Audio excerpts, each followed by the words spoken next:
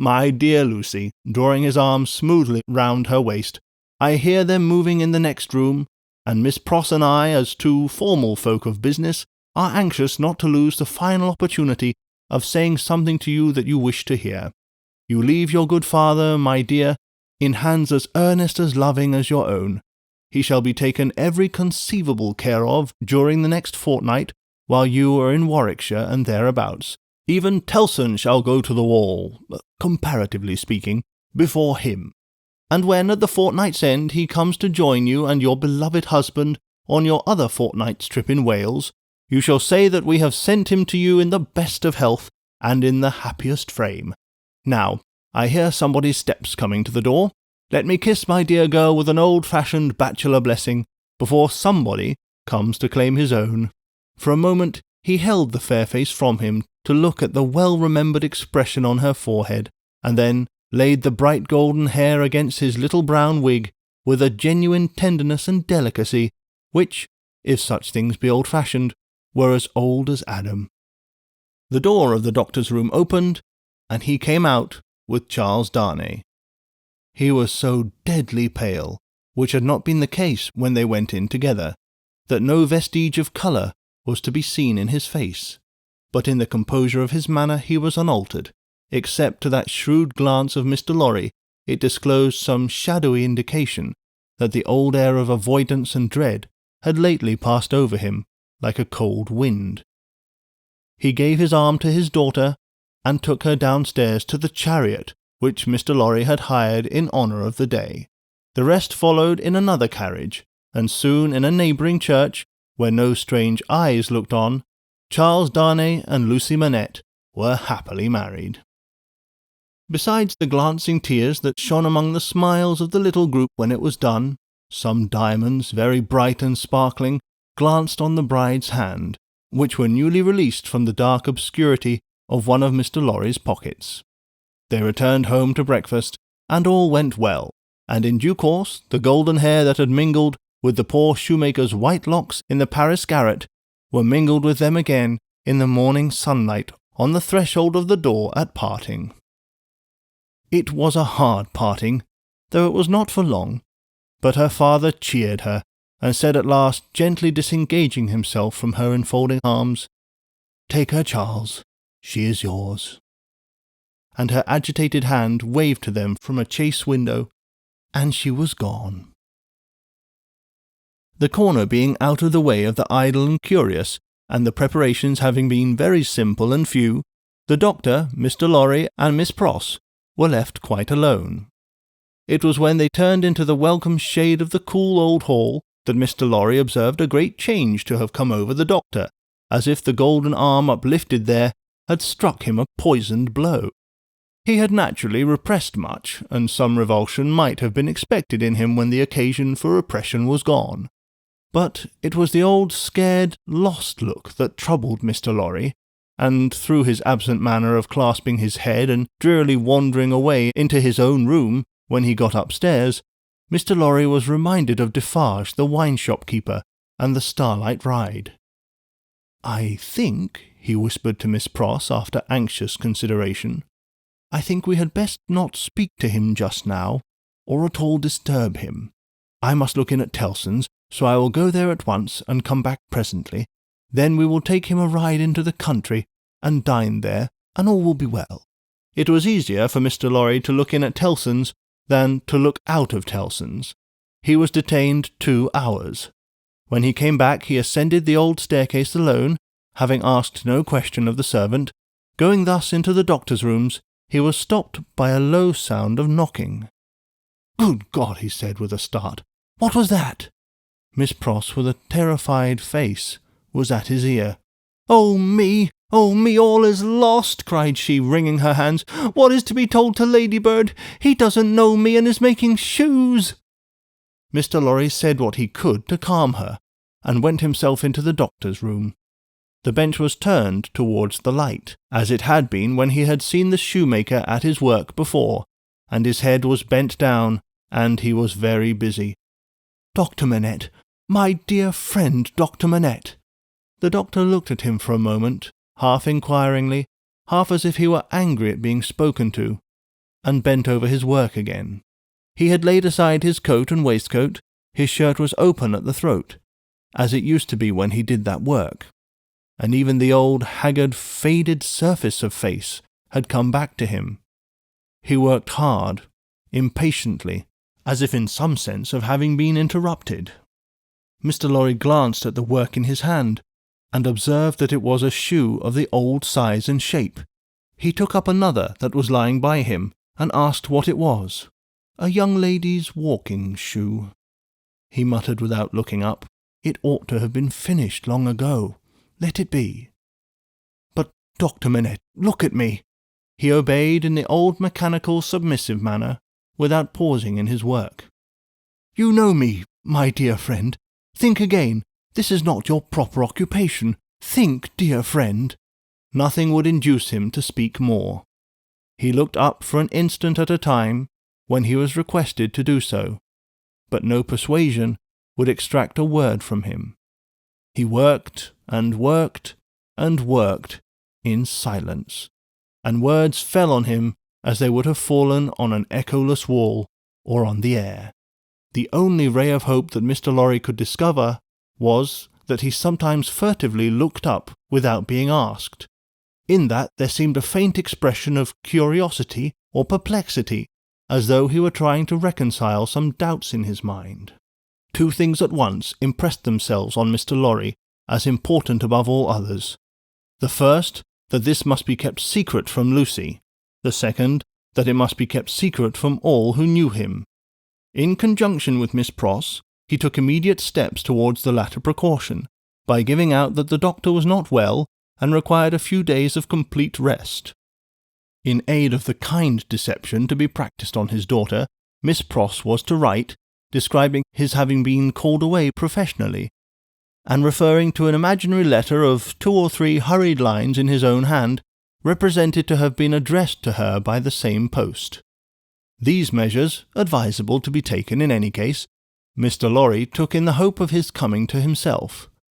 If that should happen soon, he kept another course in reserve, which was to have a certain opinion that he thought the best on the doctor's case. In the hope of his recovery, and of resort to this third course being thereby rendered practicable, Mr. Lorry resolved to watch him attentively, with as little appearance as possible of doing so. He therefore made arrangements to absent himself from Tellson's for the first time in his life, and took his post by the window in the same room. He was not long in discovering that it was worse than useless to speak to him, since, on being pressed, he became worried. He abandoned that attempt on the first day, and resolved merely to keep himself always before him as a silent protest against the delusion into which he had fallen or was falling. He remained, therefore, in his seat near the window, reading and writing, and expressing in as many pleasant and natural ways he could think of that it was a free place. Dr. Manette took what was given him to eat and drink, and worked on, that first day, until it was too dark to see, worked on half an hour after Mr. Lorry could not have seen for his life to read or write. When he put his tools aside as useless until morning, Mr. Lorry rose and said to him, "Will you go out?" He looked down at the floor on either side of him in the cold manner, looked up in the old manner, and repeated in the low old voice, "Out? Yes, for a walk with me. Why not?" He made no effort to say why not, and said not a word more. But Mr. Lorry thought he saw, as he leaned forward on his bench in the dusk with his elbows on his knees and his head in his hands, that he was in some misty way asking himself, why not? The sagacity of the man of business perceived an advantage here, and determined to hold it. Miss Pross and he divided the night into 2 watches, and observed him at intervals from the adjoining room. He paced up and down for a long time before he lay down, but when he did finally lay himself down, he fell asleep. In the morning he was up betimes and went straight to his bench and to work. On this second day, Mr. Lorry saluted him cheerfully by his name, and spoke to him on topics that had been of late familiar to them. He returned no reply, but it was evident that he heard what was said, and that he thought about it, however confusedly. This encouraged Mr. Lorry to have Miss Pross in with her work several times during the day. At those times, they quietly spoke of Lucy and of her father then present, precisely in the usual manner, and as if there was nothing amiss. This was done without any demonstrative accompaniment, not long enough or often enough to harass him, and it lightened Mr. Lorry's friendly heart to believe that he looked up oftener, and that he appeared to be stirred by some perception of inconsistency surrounding him. When it fell dark again, Mr. Lorry asked him as before, "Dear Doctor, will you go out?" As before, he repeated, "Out? Yes, for a walk with me. Why not?" This time, Mr. Lorry feigned to go out when he could extract no answer from him, and after remaining absent for an hour, returned. In the meanwhile, the doctor had removed to the seat in the window, and had sat there looking down at the plane tree. But on Mr. Lorry's return, he slipped away to his bench.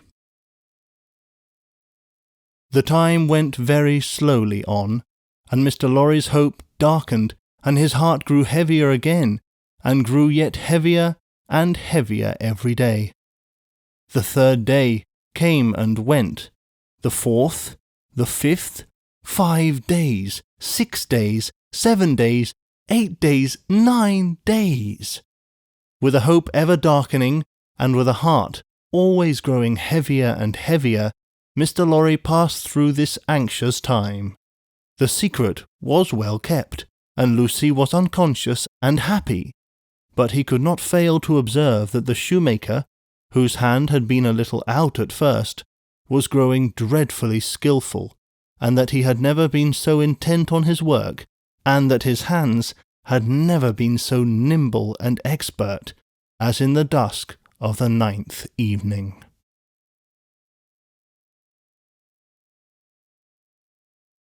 Chapter 19. An Opinion. Worn out by anxious watching, Mr. Lorry fell asleep at his post. On the 10th morning of his suspense, he was startled by the shining of the sun into the room where a heavy slumber had overtaken him when it was dark night. He rubbed his eyes and roused himself, but he doubted when he had done so whether he was not still asleep. For going to the door of the doctor's room and looking in, he perceived that the shoemaker's bench and tools were put aside again, and that the doctor himself sat reading at the window. He was in his usual morning dress, and his face, which Mr. Lorry could distinctly see, though still very pale, was calmly studious and attentive. Even when he had satisfied himself that he was awake, Mr. Lorry felt giddily uncertain for some few moments whether the late shoemaker might not be a disturbed dream of his own, for did not his eyes show him his friend before him in his accustomed clothing and aspect, and employed as usual, and was there any sign within their range that the change of which he had so strong an impression had actually happened? It was but the inquiry of his first confusion and astonishment, the answer being obvious. If the impression were not produced by a real corresponding and sufficient cause, how came he, Jarvis Lorry, there?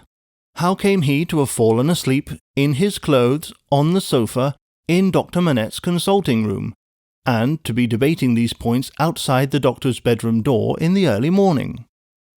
Within a few minutes Miss Pross stood whispering at his side. If he had had any particle of doubt left, her talk would of necessity have resolved it. But he was by that time clear-headed, and had none. He advised that they should let the time go by until the regular breakfast hour, and should then meet the doctor as if nothing unusual had occurred. If he appeared to be in his customary state of mind, Mr. Lorry would then cautiously proceed to seek direction and guidance from the opinion he had been, in his anxiety, so anxious to obtain. Miss Pross submitting herself to his judgment, the scheme was worked out with care. Having abundance of time for his usual methodical toilette, Mr. Lorry presented himself at the breakfast hour in his usual white linen, and with his usual neat leg. The doctor was summoned in the usual way, and came to breakfast. So far as it was possible to comprehend him without overstepping those delicate and gradual approaches which Mr. Lorry felt to be the only safe advance, he at first supposed that his daughter's marriage had taken place yesterday. An incidental allusion purposely thrown out to the day of the week and the day of the month set him thinking and counting, and evidently made him uneasy. In all other respects, however, he was so composedly himself that Mr. Lorry determined to have the aid he sought, and that aid was his own. Therefore, when the breakfast was done and cleared away, he and the doctor were left together, and Mr. Lorry said feelingly, "My dear Manette, I am anxious to have your opinion, in confidence, on a very curious case in which I am deeply interested. That is to say, it is very curious to me, perhaps to your better information, it may be less so." Glancing at his hands, which were discoloured by his late work, the doctor looked troubled and listened attentively. He had already glanced at his hands more than once. "Dr. Manette," said Mr. Lorry, touching him affectionately on the arm, "the case is the case of a particularly dear friend of mine. Pray give your mind to it, and advise me well for his sake, and above all for his daughter's. His daughter's, my dear Manette." "If I understand," said the doctor, in a subdued tone, "some mental shock." "Yes." "Be explicit," said the doctor. "Spare no detail." Mr. Lorry saw that they understood one another, and proceeded. "My dear Manette, it is the case of an old and a prolonged shock, of great acuteness and severity to the affections, the feelings, as you express it, the mind. The mind. It is the case of a shock under which the sufferer was borne down, one cannot say for how long, because I believe he cannot calculate the time himself, and there are no means of getting at it. It is the case of a shock from which the sufferer recovered by a process that he cannot trace himself, as I once heard him publicly relate in a striking manner. It is the case of a shock from which he has recovered so completely as to be a highly intelligent man, capable of close application of mind and great exertion of body, and of constantly making fresh additions to his stock of knowledge, which was already very large. But unfortunately there has been—" he paused and took a deep breath, "a slight relapse." The doctor, in a low voice, asked, "Of how long duration?" 9 days and nights." "How did it show itself?" "I infer," glancing at his hands again, "in the resumption of some old pursuit connected with the shock?" "That is the fact." "Now, did you ever see him," asked the doctor distinctly and collectedly, though in the same low voice, "engage in that pursuit originally?" "Once, and when the relapse fell on him, was he in most respects, or in all respects, as he was then?" "I think in all respects." "You spoke of his daughter. Does his daughter know of the relapse?" "No, it has been kept from her, and I hope will always be kept from her. It is known only to myself, and to one other who may be trusted." The doctor grasped his hand and murmured, "That was very kind. That was very thoughtful." Mr. Lorry grasped his hand in return, and neither of the two spoke for a little while. "Now, my dear Manette," said Mr. Lorry at length in his most considerate and most affectionate way, "I am a mere man of business, and unfit to cope with such intricate and difficult matters. I do not possess the kind of information necessary. I do not possess the kind of intelligence. I want guiding. There is no man in this world on whom I could so rely for right guidance as on you. Tell me, how does this relapse come about? Is there danger of another? Could a repetition of it be prevented? How should a repetition of it be treated? How does it come about at all? What can I do for my friend? No man ever can have been more desirous in heart to serve a friend than I am to serve mine, if I knew how. But I don't know how to originate in such a case. If your sagacity, knowledge, and experience could put me on the right track, I might be able to do so much. Unenlightened and undirected, I can do so little. Pray discuss it with me. Pray enable me to see it a little more clearly, and teach me how to be a little more useful." Dr. Manette sat meditating after these earnest words were spoken, and Mr. Lorry did not press him. "I think it probable," said the doctor, breaking silence with an effort, "that the relapse you have described, my dear friend, was not quite unforeseen by its subject." "Was it dreaded by him?" Mr. Lorry ventured to ask. "Very much." He said it with an involuntary shudder. "You have no idea how such an apprehension weighs on the sufferer's mind, and how difficult, how almost impossible it is for him to force himself to utter a word upon the topic that oppresses him." "Would he," asked Mr. Lorry, "be sensibly relieved if he could prevail upon himself to impart that secret brooding to anyone when it is on him? I think so, but it is, as I have told you, next to impossible. I even believe it, in some cases, to be quite impossible." "Now," said Mr. Lorry, gently laying his hand on the doctor's arm again, after a short silence on both sides, "to what would you refer this attack?" "I believe," returned Dr. Manette, "that there had been a strong and extraordinary revival of the train of thought and remembrance that was the first cause of the malady. Some intense associations of a most distressing nature were vividly recalled, I think. It is probable that there had long been a dread lurking in his mind that those associations would be recalled, say, under certain circumstances, say, on a particular occasion. He tried to prepare himself in vain. Perhaps the effort to prepare himself made him less able to bear it." "Would he remember what took place in the relapse?" asked Mr. Lorry with natural hesitation. The doctor looked desolately around the room, shook his head, and answered in a low voice, "Not at all." "Now, as to the future," hinted Mr. Lorry. "As to the future," said the doctor, recovering firmness, "I should have great hope. As it pleased Heaven in its mercy to restore him so soon, I should have great hope. He, yielding under the pressure of a complicated something, long dreaded and long vaguely foreseen and contended against, and recovering after the cloud had burst and passed, I should hope that the worst was over." "Well, well, that's good comfort. I am thankful," said Mr. Lorry. "I am thankful," repeated the doctor, bending his head with reverence. "There are two other points," said Mr. Lorry, "on which I am anxious to be instructed. I may go on?" "You cannot do your friend a better service." The doctor gave him his hand. "To the first, then. He is of a studious habit, and unusually energetic.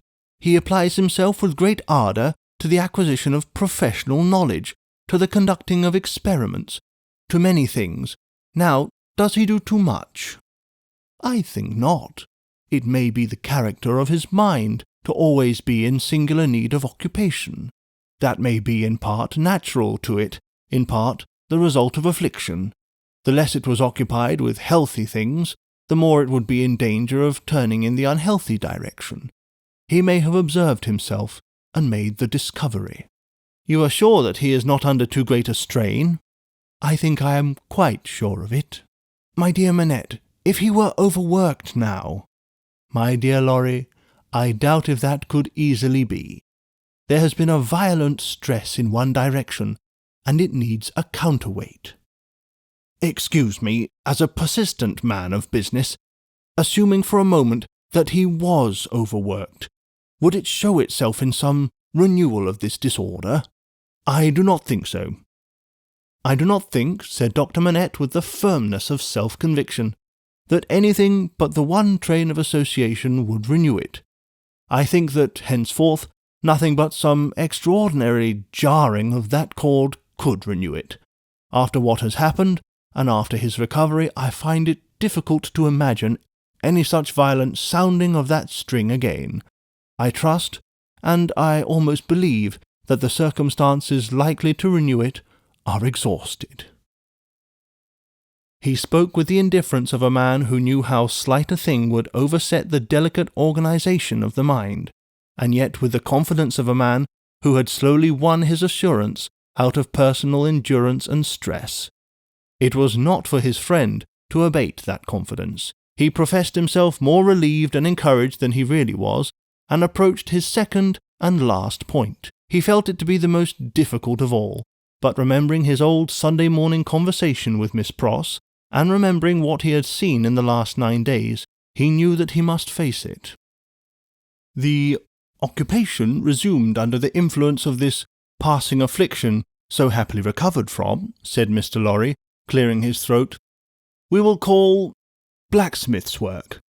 Blacksmith's work. We will say, to put a case and for the sake of illustration, that he has been used, in his bad time, to work at a little forge. We will say that he was unexpectedly found at his forge again. Is it not a pity that he should keep it by him? The doctor shaded his forehead with his hand, and beat his foot nervously on the ground. He has always kept it by him, said Mr. Lorry, with an anxious look at his friend. Now, would it not be better that he should let it go?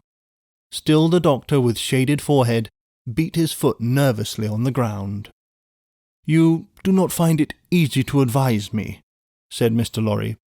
I quite understand it to be a nice question, and yet I think— And there he shook his head and stopped. You see, said Dr. Manette, turning to him after an uneasy pause, it is very hard to explain consistently the innermost workings of this poor man's mind. He once yearned so frightfully for that occupation, and it was so welcome when it came. No doubt it relieved his pain so much by substituting the perplexity of the fingers for the perplexity of the brain, and by substituting, as he became more practised, the ingenuity of the hands for the ingenuity of the mental torture, that he has never been able to bear the thought of putting it quite out of his reach. Even now, when I believe he is more hopeful of himself than he has ever been, and ever speaks of himself with a kind of confidence, the idea that he might need that old employment and not find it gives him a sudden sense of terror, like that which one may fancy strikes to the heart of a lost child. He looked like his illustration as he raised his eyes to Mr. Lorry's face. But may not mind. I ask for information as a plodding man of business who only deals with such material objects as guineas, shillings, and banknotes. May not the retention of the thing involve the retention of the idea?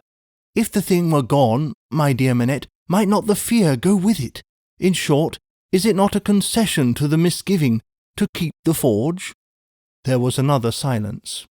You see, too, said the doctor tremulously, it is such an old companion. I would not keep it, said Mr. Lorry, shaking his head, for he gained in firmness as he saw the doctor disquieted. I would recommend him to sacrifice it. I only want your authority. I am sure it does no good. Come, give me your authority like a dear good man, for his daughter's sake, my dear Manette. Very strange to see what a struggle there was within him. In her name, then, let it be done. I sanction it. But I would not take it away while he was present. Let it be removed when he is not there. Let him miss his old companion after an absence. Mr. Lorry readily engaged for that, and the conference was ended. They passed the day in the country, and the doctor was quite restored. On the 3 following days he remained perfectly well, and on the 14th day he went away to join Lucy and her husband. The precaution that had been taken to account for his silence Mr. Lorry had previously explained to him, and he had written to Lucy in accordance with it, and she had no suspicions. On the night of the day on which he left the house, Mr. Lorry went into his room with a chopper, saw, chisel, and hammer, attended by Miss Pross carrying a light. There, with closed doors, and in a mysterious and guilty manner, Mr. Lorry hacked the shoemaker's bench to pieces, while Miss Pross held the candle as if she were assisting at a murder, for which indeed, in her grimness, she was no unsuitable figure. The burning of the body, previously reduced to pieces convenient for the purpose, was commenced without delay in the kitchen fire, and the tools, shoes, and leather were buried in the garden. So wicked do destruction and secrecy appear to honest minds, that Mr. Lorry and Miss Pross, while engaged in the commission of their deed, in the removal of its traces, almost felt and looked like accomplices in a horrible crime.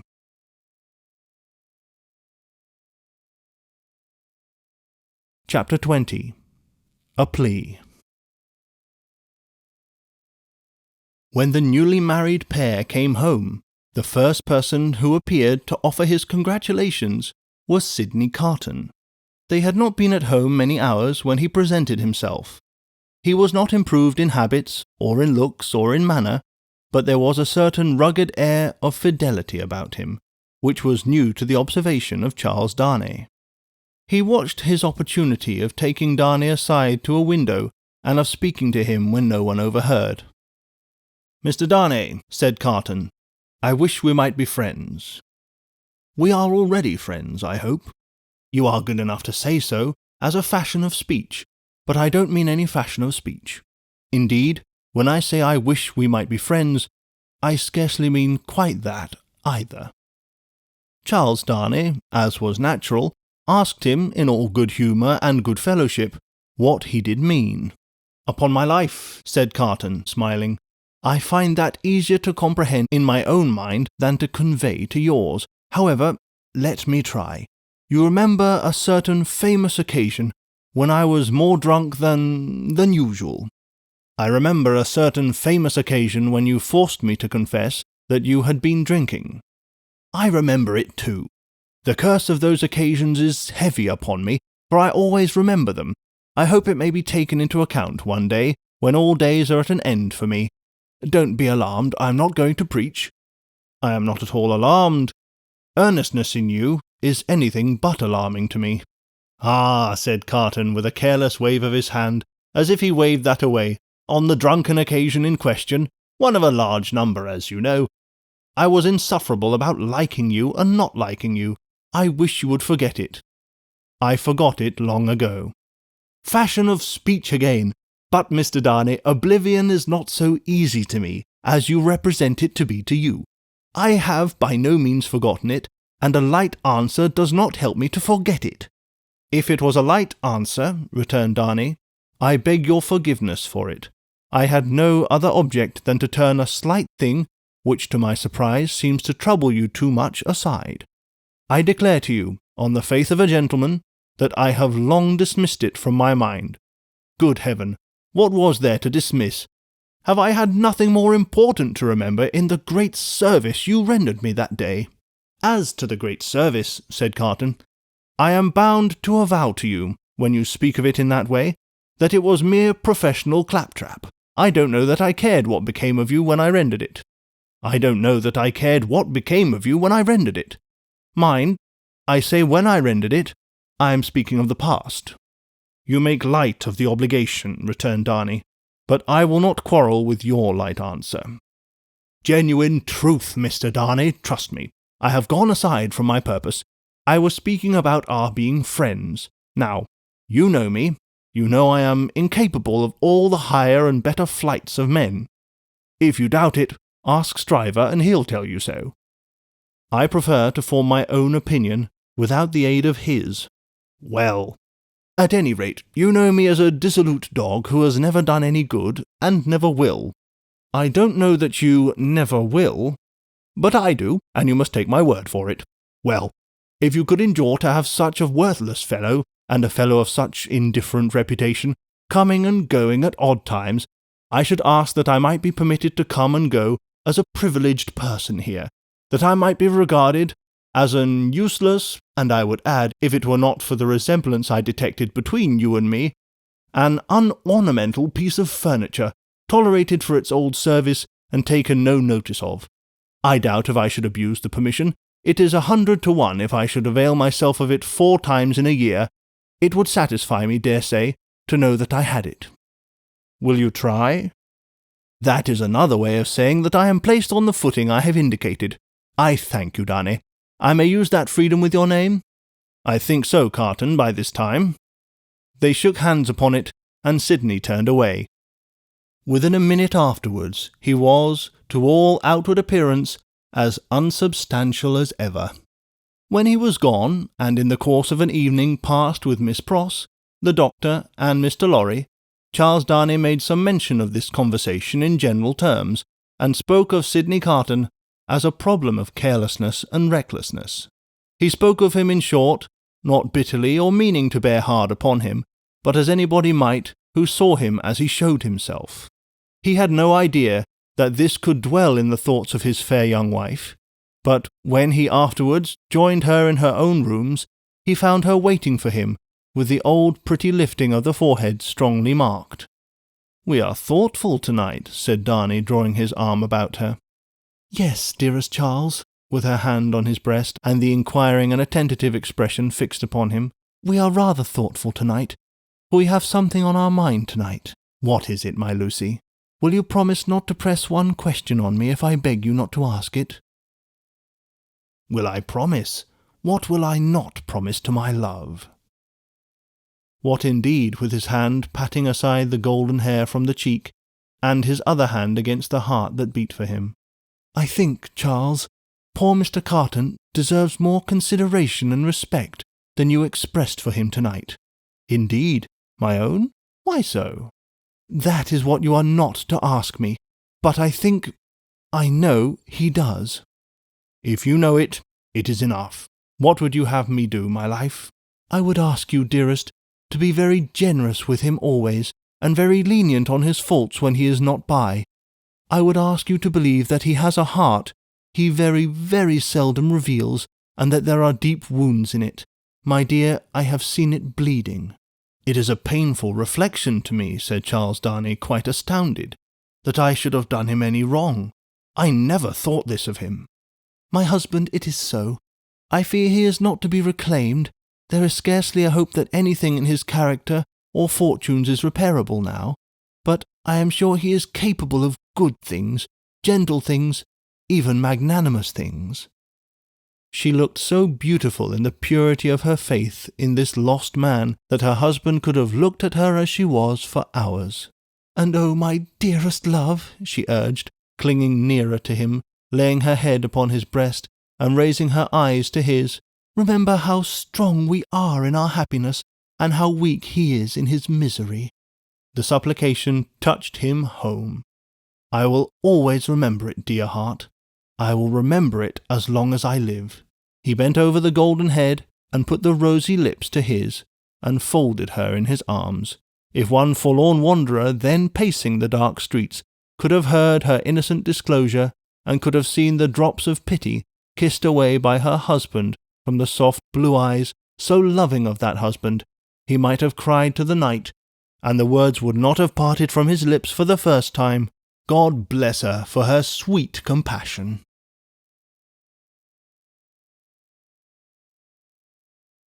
Chapter 21. Echoing Footsteps. A wonderful corner for echoes, it has been remarked, that corner where the doctor lived. Ever busily winding the golden thread which bound her husband, and her father, and herself, and her old directress and companion, in a life of quiet bliss, Lucy sat in the still house, in the tranquilly resounding corner, listening to the echoing footsteps of years. At first, there were times, though she was a perfectly happy young wife, when her work would slowly fall from her hands, and her eyes would be dimmed, for there was something coming in the echoes, something light, afar off and scarcely audible yet, that stirred her heart too much. Fluttering hopes and doubts, hopes of a love as yet unknown to her, doubts of her remaining upon earth to enjoy that new delight, divided her breast. Among the echoes then, there would arise the sound of footsteps at her own early grave, and thoughts of the husband who would be left so desolate, and who would mourn for her so much, swelled to her eyes and broke like waves. That time passed, and her little Lucy lay on her bosom. Then, among the advancing echoes, there was the tread of her tiny feet, and the sound of her prattling words. Let greater echoes resound as they would, The young mother at the cradle side could always hear those coming. They came, and the shady house was sunny with a child's laugh, and the divine friend of children, to whom in her trouble she had confided hers, seemed to take her child in his arms, as he took the child of old, and made it a sacred joy to her, ever busily winding the golden thread that bound them all together, weaving the service of her happy influence through the tissue of all their lives, and making it predominant nowhere. Lucy heard in the echoes of years none but friendly and soothing sounds.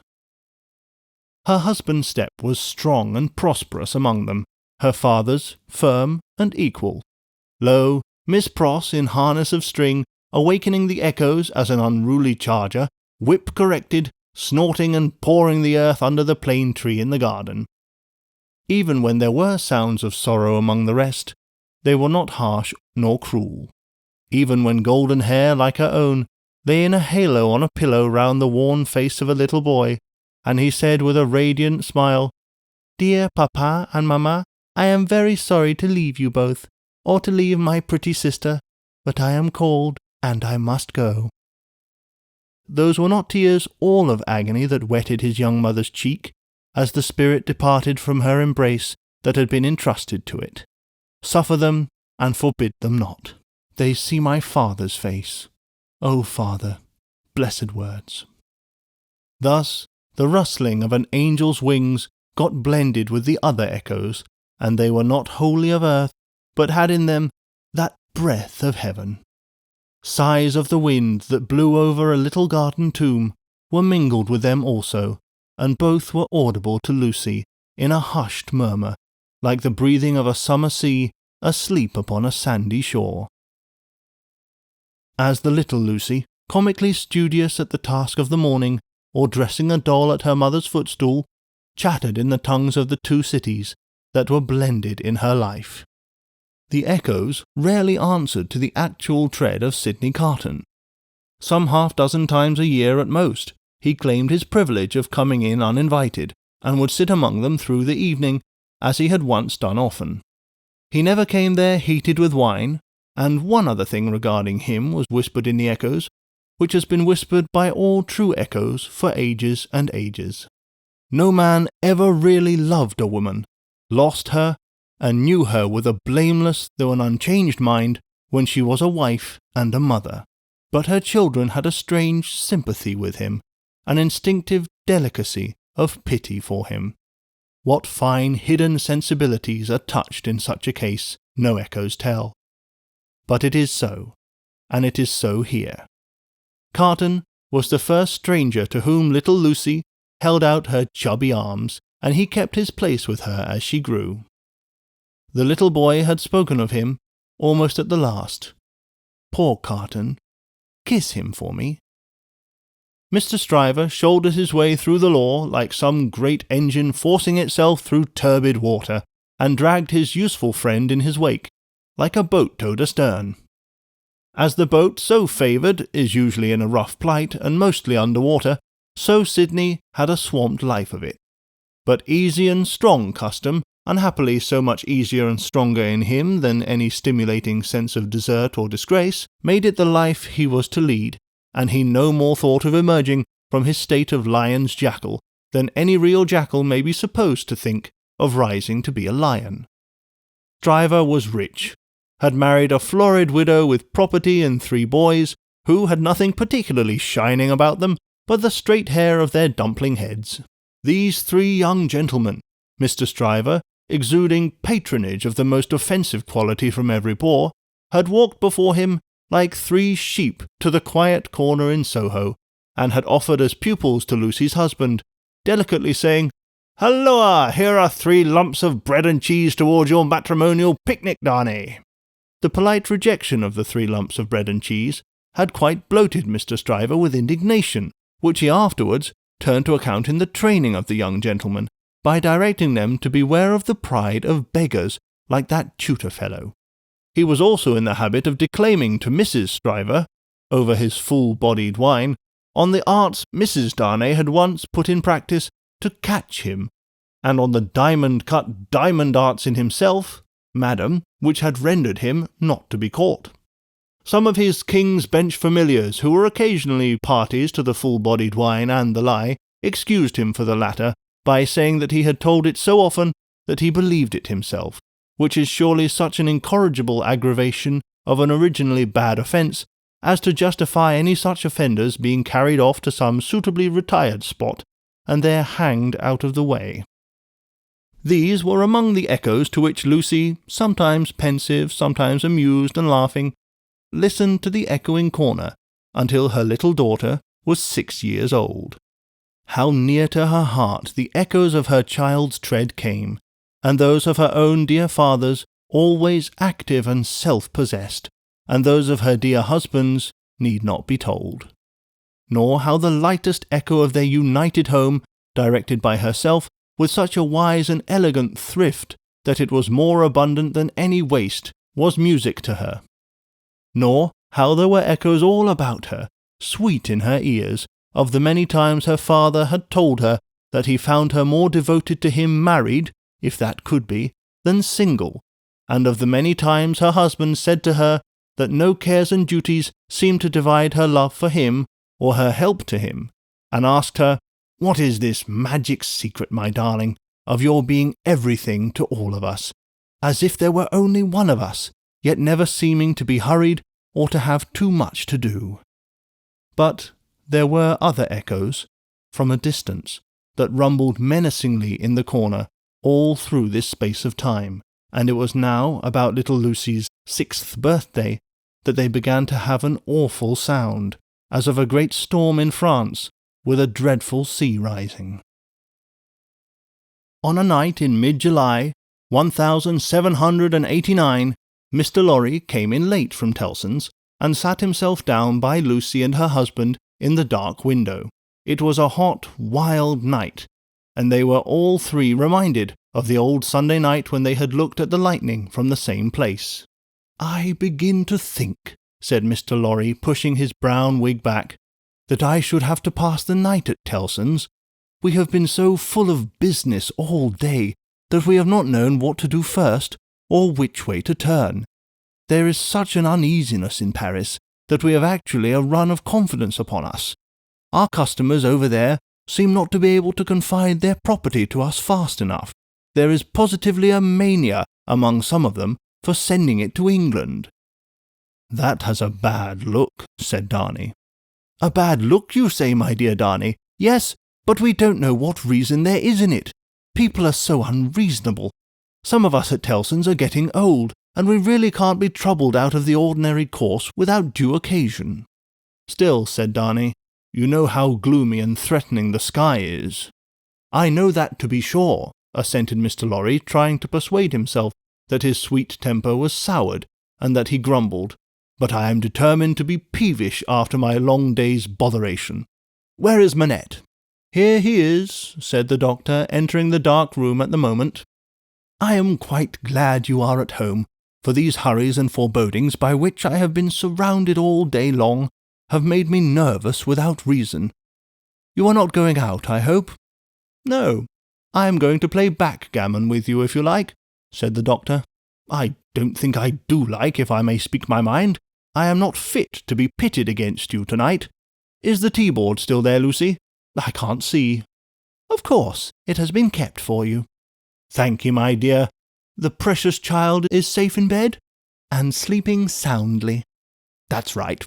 All safe and well. I don't know why anything should be otherwise than safe and well here, thank God. But I have been so put out all day, and I am not as young as I was. My tea, my dear. Thank ye. Now, come and take your place in the circle, and let us sit quiet and hear the echoes about which you have your theory." "Not a theory, it was a fancy." "A fancy, then, my wise pet," said Mr. Lorry, patting her hand. "They are very numerous and very loud, though, are they not? Only hear them. Headlong, mad, and dangerous footsteps to force their way into anybody's life. Footsteps not easily made clean again if once stained red. The footsteps raging in Saint-Antoine afar off, as the little circle sat in the dark London window." Saint-Antoine had been, that morning, a vast dusky mass of scarecrows, heaving to and fro, with frequent gleams of light above the billowy heads, where steel blades and bayonets shone in the sun. A tremendous roar arose from the throat of Saint Antoine, and a forest of naked arms struggled in the air like shriveled branches of trees in a winter wind, all the fingers convulsively clutching at every weapon or semblance of a weapon that was thrown up from the depths below, no matter how far off. Who gave them out whence they last came, where they began, through what agency they crookedly quivered and jerked, scores at a time, over the heads of the crowd, like a kind of lightning, no eye in the throng could have told. But muskets were being distributed, so were cartridges, powder and ball, bars of iron and wood, knives, axes, pikes, every weapon that distracted ingenuity could discover or devise. People who could lay hold of nothing else set themselves with bleeding hands to force stones and bricks out of their places in walls. Every pulse and heart in Saint Antoine was on high fever strain and at high fever heat. Every living creature there held life as of no account, and was demented with a passionate readiness to sacrifice it. As a whirlpool of boiling waters has a centre point, so all this raging circled around Defarge's wine shop, and every human drop in the cauldron had a tendency to be sucked towards the vortex where Defarge himself, already begrimed with gunpowder and sweat, issued orders, issued arms, thrust this man back, dragged this man forward, disarmed one to arm another, laboured and strove in the thickest of the uproar. "Keep near to me, Jacks 3, cried Defarge, "and do you, Jacks 1 and 2, separate and put yourselves at the head of as many of these patriots as you can. Where is my wife?" "Ah, well, here you see me," said Madame, composed as ever, but not knitting today. Madame's resolute right hand was occupied with an axe in place of the usual softer implements, and in her girdle were a pistol and a cruel knife. "Where do you go, my wife?" "I go," said Madame, "with you at present. You shall see me at the head of women by and by." "Come then," cried Defarge, in a resounding voice. "Patriots and friends, we are ready. To the Bastille!" With a roar that sounded as if all the breath in France had been shaped into the detested word, the living sea rose, wave on wave, depth on depth, and overflowed the city to that point. Alarm bells ringing, drums beating, the sea raging and thundering on its new beach. The attack began. Deep ditches, double drawbridge, massive stone walls, 8 great towers, cannon, muskets, fire and smoke. Through the fire and through the smoke, in the fire and in the smoke, for the sea cast him up against a cannon, and on the instant he became a cannoneer. Defarge of the wine shop worked like a manful soldier 2 fierce hours. Deep ditch, single drawbridge, massive stone walls, 8 great towers, cannon, muskets, fire and smoke, 1 drawbridge down. "Work, comrades, all work! Work, Jacks 1, Jacks 2, Jacks 1,000, Jacks 2,000, Jacks 25,000, in the name of all the angels or the devils which you prefer, work!" Thus Defarge of the wine shop, still at his gun, which had long grown hot. "To me, women!" cried Madame his wife. "What? We can kill as well as the men when the place is taken!" And to her, with a shrill, thirsty cry, trooping women variously armed, but all armed alike in hunger and revenge. Cannon, muskets, fire and smoke, but still the deep ditch, the single drawbridge, the massive stone walls, and the 8 great towers. Slight displacements of the raging sea made by the falling wounded. Flashing weapons, blazing torches, smoking wagon-loads of wet straw, hard work at neighbouring barricades in all directions, shrieks, volleys, execrations, bravery without stint, boom, smash and rattle, and the furious sounding of the living sea, but still the deep ditch, and the single drawbridge, and the massive stone walls, and the 8 great towers, and still Defarge of the wine shop at his gun, grown doubly hot by the service of 4 fierce hours. A white flag from within the fortress, and a parley, this dimly perceptible through the raging storm, nothing audible in it. Suddenly the sea rose immeasurably wider and higher, and swept Defarge of the wine shop over the lower drawbridge, past the massive stone outer walls, in among the 8 great towers, surrendered. So resistless was the force of the ocean bearing on him, that even to draw his breath or turn his head was as impracticable as if he had been struggling in the surf at the South Sea, until he was landed in the outer courtyard of the Bastille. There, against an angle of a wall, he made a struggle to look about him. Jacques 3 was nearly at his side. Madame Defarge, still heading some of her women, was visible in the inner distance, and her knife was in her hand. Everywhere was tumult, exultation, deafening and maniacal bewilderment, astounding noise, yet furious dumb show. The prisoners! The records! The secret cells! The instruments of torture! The prisoners! Of all these cries and 10,000 incoherences, the prisoners was the cry most taken up by the sea that rushed in, as if there were an eternity of people as well as of time and space.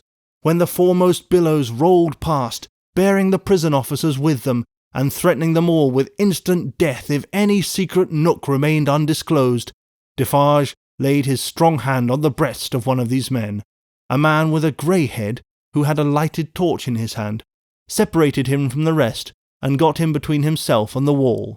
"Show me the North Tower," said Defarge. "Quick!" "I will, faithfully," replied the man, "if you will come with me. But there is no one there."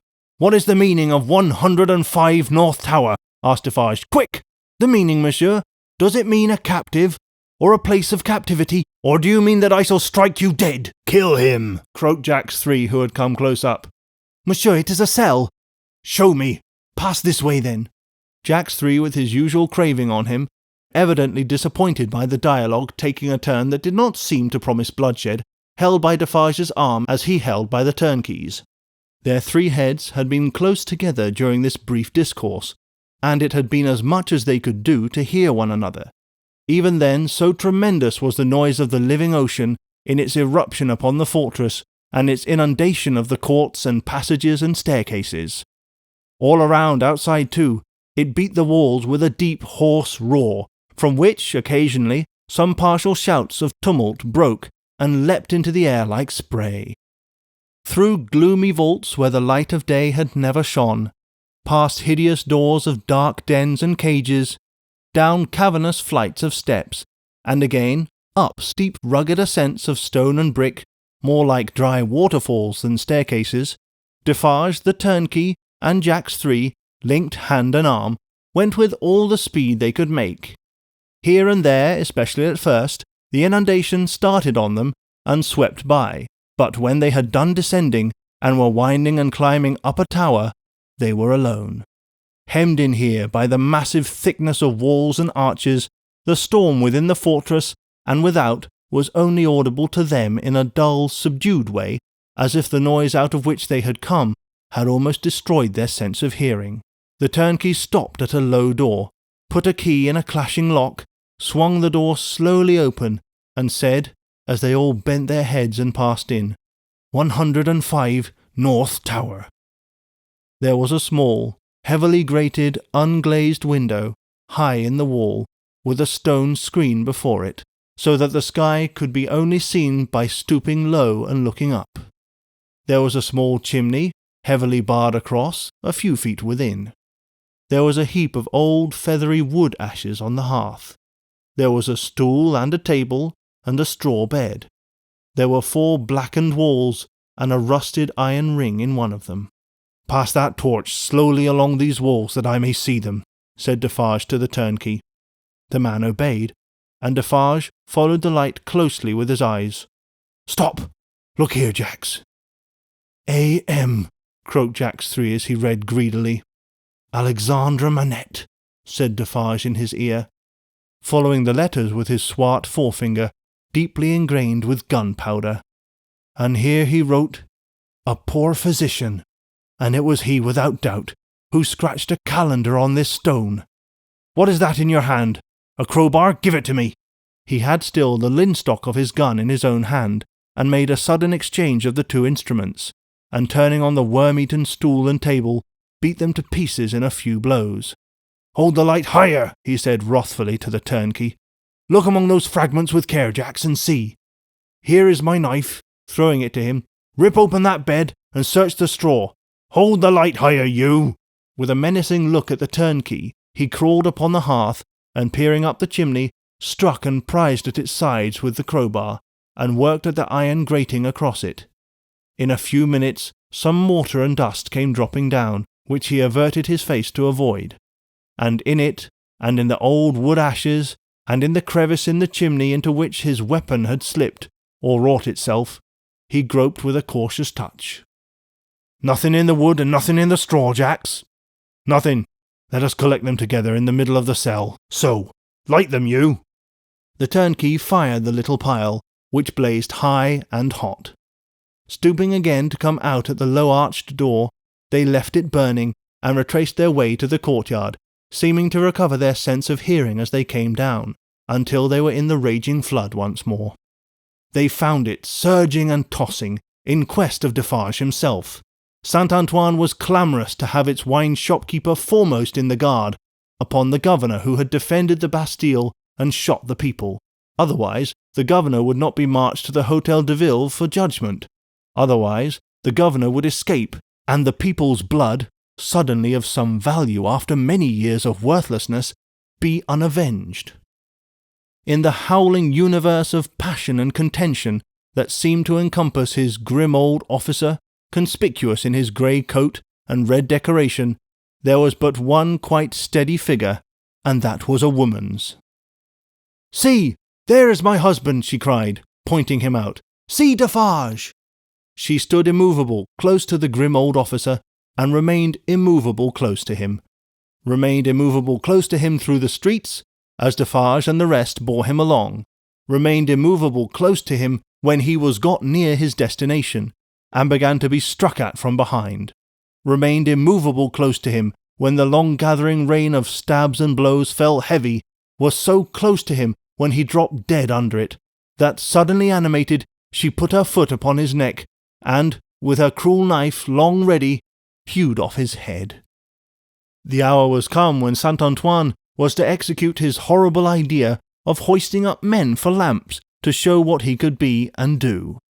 Saint-Antoine's blood was up, and the blood of tyranny and domination by the iron hand was down on the steps of the Hôtel de Ville, where the governor's body lay, down on the sole of the shoe of Madame Defarge, where she had trodden on the body to steady it for mutilation. "Lower the lamp yonder," cried Saint-Antoine, after glaring round for a new means of death. "Here is one of his soldiers to be left on guard." The swinging sentinel was posted, and the sea rushed on. The sea of black, threatening waters, and of destructive upheaving of wave against wave, whose depths were yet unfathomed, and whose forces were yet unknown.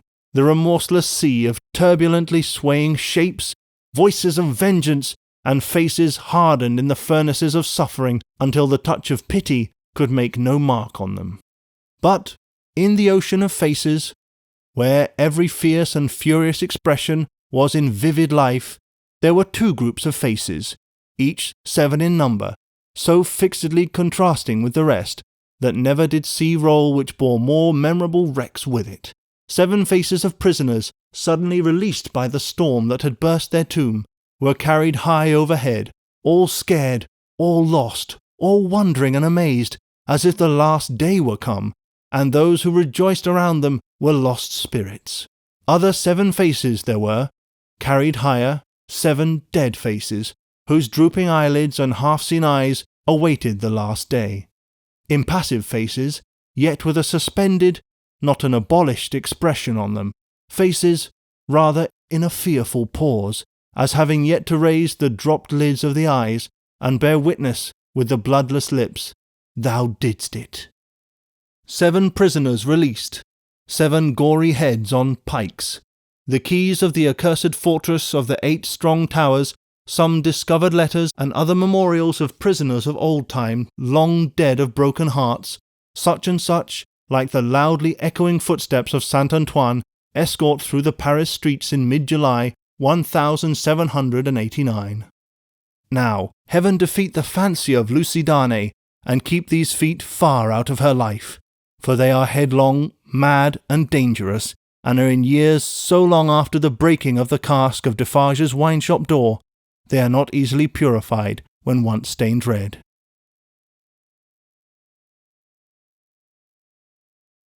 Chapter 22. The Sea Still Rises.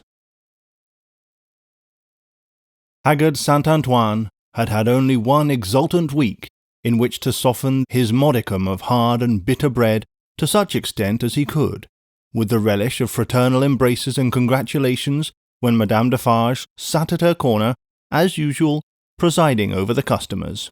Madame Defarge wore no rose in her head, for the great brotherhood of spies had become, even in one short week, extremely chary of trusting themselves to the saint's mercies.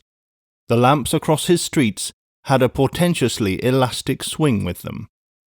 Madame Defarge, with her arms folded, sat in the morning light and heat, contemplating the wine-shop and the street. In both there were several knots of loungers, squalid and miserable, but now with a manifest sense of power enthroned on their distress. The raggedest nightcap, awry on the wretchedest head, had this crooked significance in it. I know how hard it has grown for me, the wearer of this, to support life in myself. But do you know how easy it has grown for me, the wearer of this, to destroy life in you? Every lean bare arm that had been without work before had this work always ready for it now that it could strike. The fingers of the knitting woman were vicious, with the experience that they could tear. There was a change in the appearance of Saint-Antoine. The image had been hammering into this for hundreds of years, and the last finishing blows had told mightily on the expression. Madame Defarge sat observing it, with such suppressed approval as was to be desired in the leader of the Saint-Antoine women.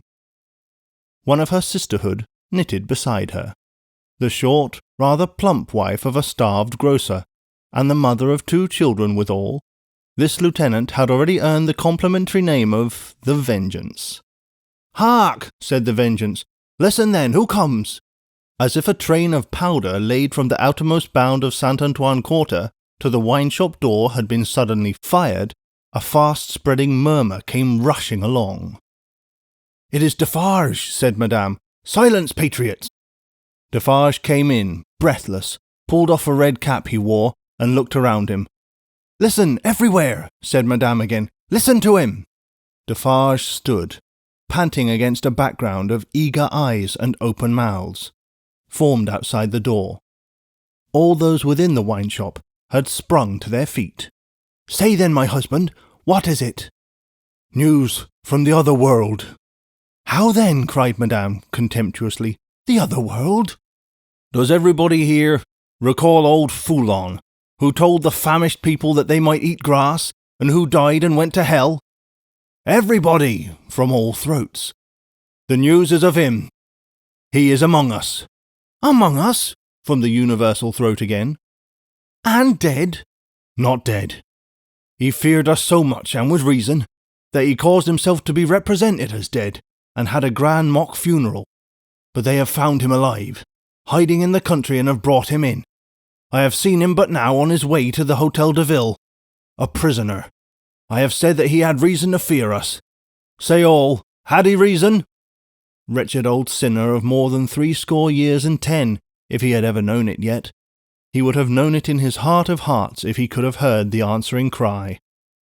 A moment of profound silence followed. Defarge and his wife looked steadfastly at one another. The Vengeance stooped, and the jar of a drum was heard as she moved it at her feet behind the counter. "Patriots," said Defarge in a determined voice, "are we ready?" Instantly, Madame Defarge's knife was in her girdle. The drum was beating in the streets, as if it and the drummer had flown together by magic, and the Vengeance, uttering terrific shrieks and flinging her arms about her head like all the 40 Furies at once, was tearing from house to house, rousing the women. The men were terrible in the bloody-minded anger with which they looked from windows, caught up what arms they had, and came pouring down into the streets. But the women were a sight to chill the boldest. From such household occupations as their bare poverty yielded, from their children, from their aged and their sick, crouching on the bare ground, famished and naked, they ran out with streaming hair, urging one another and themselves to madness with the wildest cries and action. "Villain Foulon taken, my sister! Old Foulon taken, my mother! Miscreant Foulon taken, my daughter!" Then a score of others ran into the midst of these, beating their breasts, tearing their hair and screaming, "Foulon alive! Foulon who told the starving people they might eat grass! Foulon who told my old father that he might eat grass when I had no bread to give him! Foulon who told my baby it might suck grass when these breasts were dry with want! O Mother of God, this Foulon! O Heaven, our suffering! Hear me, my dead baby and my withered father! I swear on my knees, on these stones, to avenge you on Foulon! Husbands and brothers and young men, give us the blood of Foulon! Give us the head of Foulon! Give us the heart of Foulon! Give us the body, the soul of Foulon! Rend Foulon to pieces and dig him into the ground, that grass may grow from him!" With these cries, numbers of the women, lashed into blind frenzy, whirled about, striking and tearing at their own friends until they dropped into a passionate swoon, and were only saved by the men belonging to them from being trampled underfoot. Nevertheless, not a moment was lost, not a moment. This Foulon was at the Hôtel de Ville, and might be loosed. Never, if Saint-Antoine knew his own sufferings, insults, and wrongs. Armed men and women flocked out of the quarter so fast, and drew even these last dregs after them, with such a force of suction, that within a quarter of an hour there was not a human creature in Saint-Antoine's bosom, but a few old crones and the wailing children. No, they were all by that time choking the hall of examination, where this old man, ugly and wicked, was, and overflowing into the adjacent open space and streets. The Defarges, husband and wife, the Vengeance, and Jacques 3 were in the first press, and no great distance from him in the hall. "See!" cried Madame, pointing with her knife. "See the old villain bound with ropes! That was well done to tie a bunch of grass upon his back! Ha ha! That was well done! Let him eat it now!" Madame put her knife under her arm and clapped her hands as at a play. The people immediately behind Madame Defarge, explaining the cause of her satisfaction to those behind them, and those again explaining to others, and those to others, the neighbouring streets resounded with the clapping of hands. Similarly, during 2 or 3 hours of drawl, and the winnowing of many bushels of words, Madame Defarge's frequent expressions of impatience were taken up, with marvellous quickness, at a distance, the more readily because certain men who had by some wonderful exercise of agility climbed up the external architecture to look in from the windows, knew Madame Defarge well, and acted as a telegraph between her and the crowd outside the building. At length the sun rose so high that it struck a kindly ray, as of hope or protection, directly down upon the old prisoner's head. The favour was too much to bear. In an instant the barrier of dust and chaff that had stood surprisingly long went to the winds, and Saint-Antoine had got him. It was known directly, to the furthest confines of the crowd. Defarge had but sprung over a railing and a table, and folded the miserable wretch in a deadly embrace. Madame Defarge had but followed and turned her hand in one of the ropes with which he was tied. The Vengeance and Jacques 3 were not yet up with them, and the men at the window had not yet swooped into the hall, like birds of prey from their high perches, when the cry seemed to go out all over the city, "Bring him out! Bring him to the lamp!" Down and up, and head foremost on the steps of the building, now on his knees, now on his feet, now on his back, dragged and struck at and stifled by the bunches of grass and straw that were thrust into his face by hundreds of hands, torn, bruised, panting, bleeding, yet always entreating and beseeching for mercy, now full of vehement agony of action, with a small clear space about him, as the people drew one another back that they may see.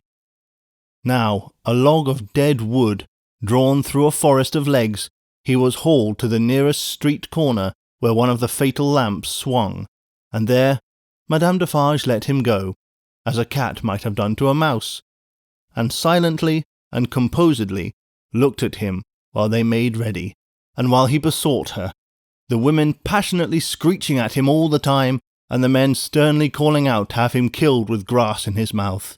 Once he went aloft, and the rope broke, and they caught him shrieking twice. He went aloft, and the rope broke, and they caught him shrieking.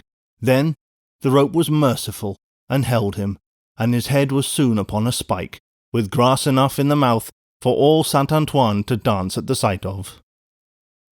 Nor was this the end of the day's bad work, for Saint-Antoine so shouted and danced his angry blood up that it boiled again, on hearing when the day closed in that the son-in-law of the dispatched, another of the people's enemies and insulters, was coming to Paris under a guard 500 strong, in cavalry alone.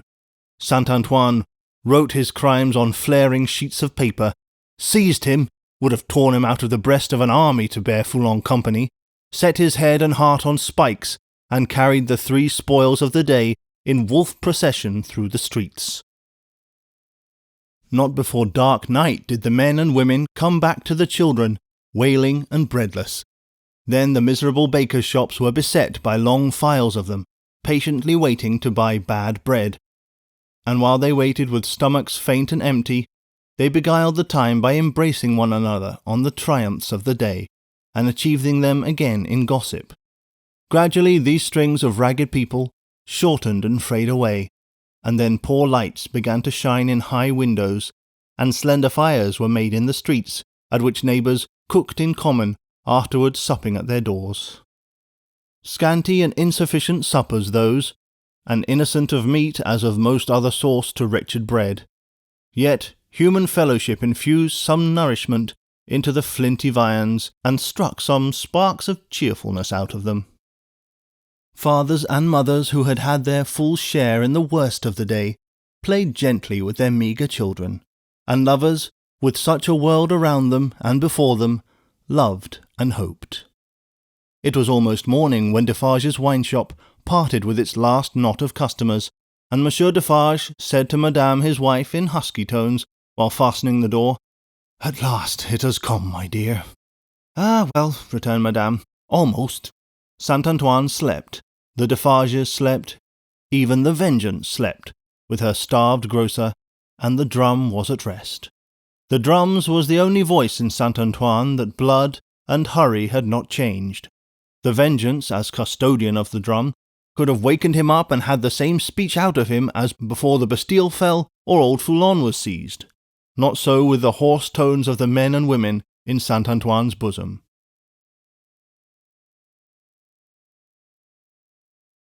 Chapter 23. Fire Rises. There was a change on the village where the fountain fell, and where the mender of roads went forth daily to hammer out of the stones on the highway such morsels of bread as might serve for patches, to hold his poor ignorant soul and his poor reduced body together. The prison on the crag was not so dominant as of yore. There were soldiers to guard it, but not many. There were officers to guard the soldiers, but not one of them knew what his men would do, beyond this, that it would probably not be what he was ordered. Far and wide lay a ruined country, yielding nothing but desolation. Every green leaf, every blade of grass and blade of grain, was as shriveled and poor as the miserable people. Everything was bowed down, dejected, oppressed, and broken. Habitations, fences, domesticated animals, men, women, children, and the soil that bore them, all worn out. Monseigneur, often a most worthy individual gentleman, was a national blessing, gave a chivalrous tone to things, was a polite example of luxurious and shining life, and a great deal more to equal purpose. Nevertheless, Monseigneur, as a class, had somehow or other brought things to this. Strange that creation, designed especially for Monseigneur, that he should be so soon wrung dry and squeezed out. There must be something short-sighted in the eternal arrangements, surely. Thus it was, however, and the last drop of blood having been extracted from the flints, and the last screw of the rack having been turned so often that its purchase crumbled, and it now turned and turned with nothing to bite, Monseigneur began to run away from a phenomenon so low and unaccountable. But this was not the change on the village, and on many a village like it. For scores of years gone by, Monseigneur had squeezed it and wrung it, and had seldom graced it with his presence, except for the pleasures of the chase.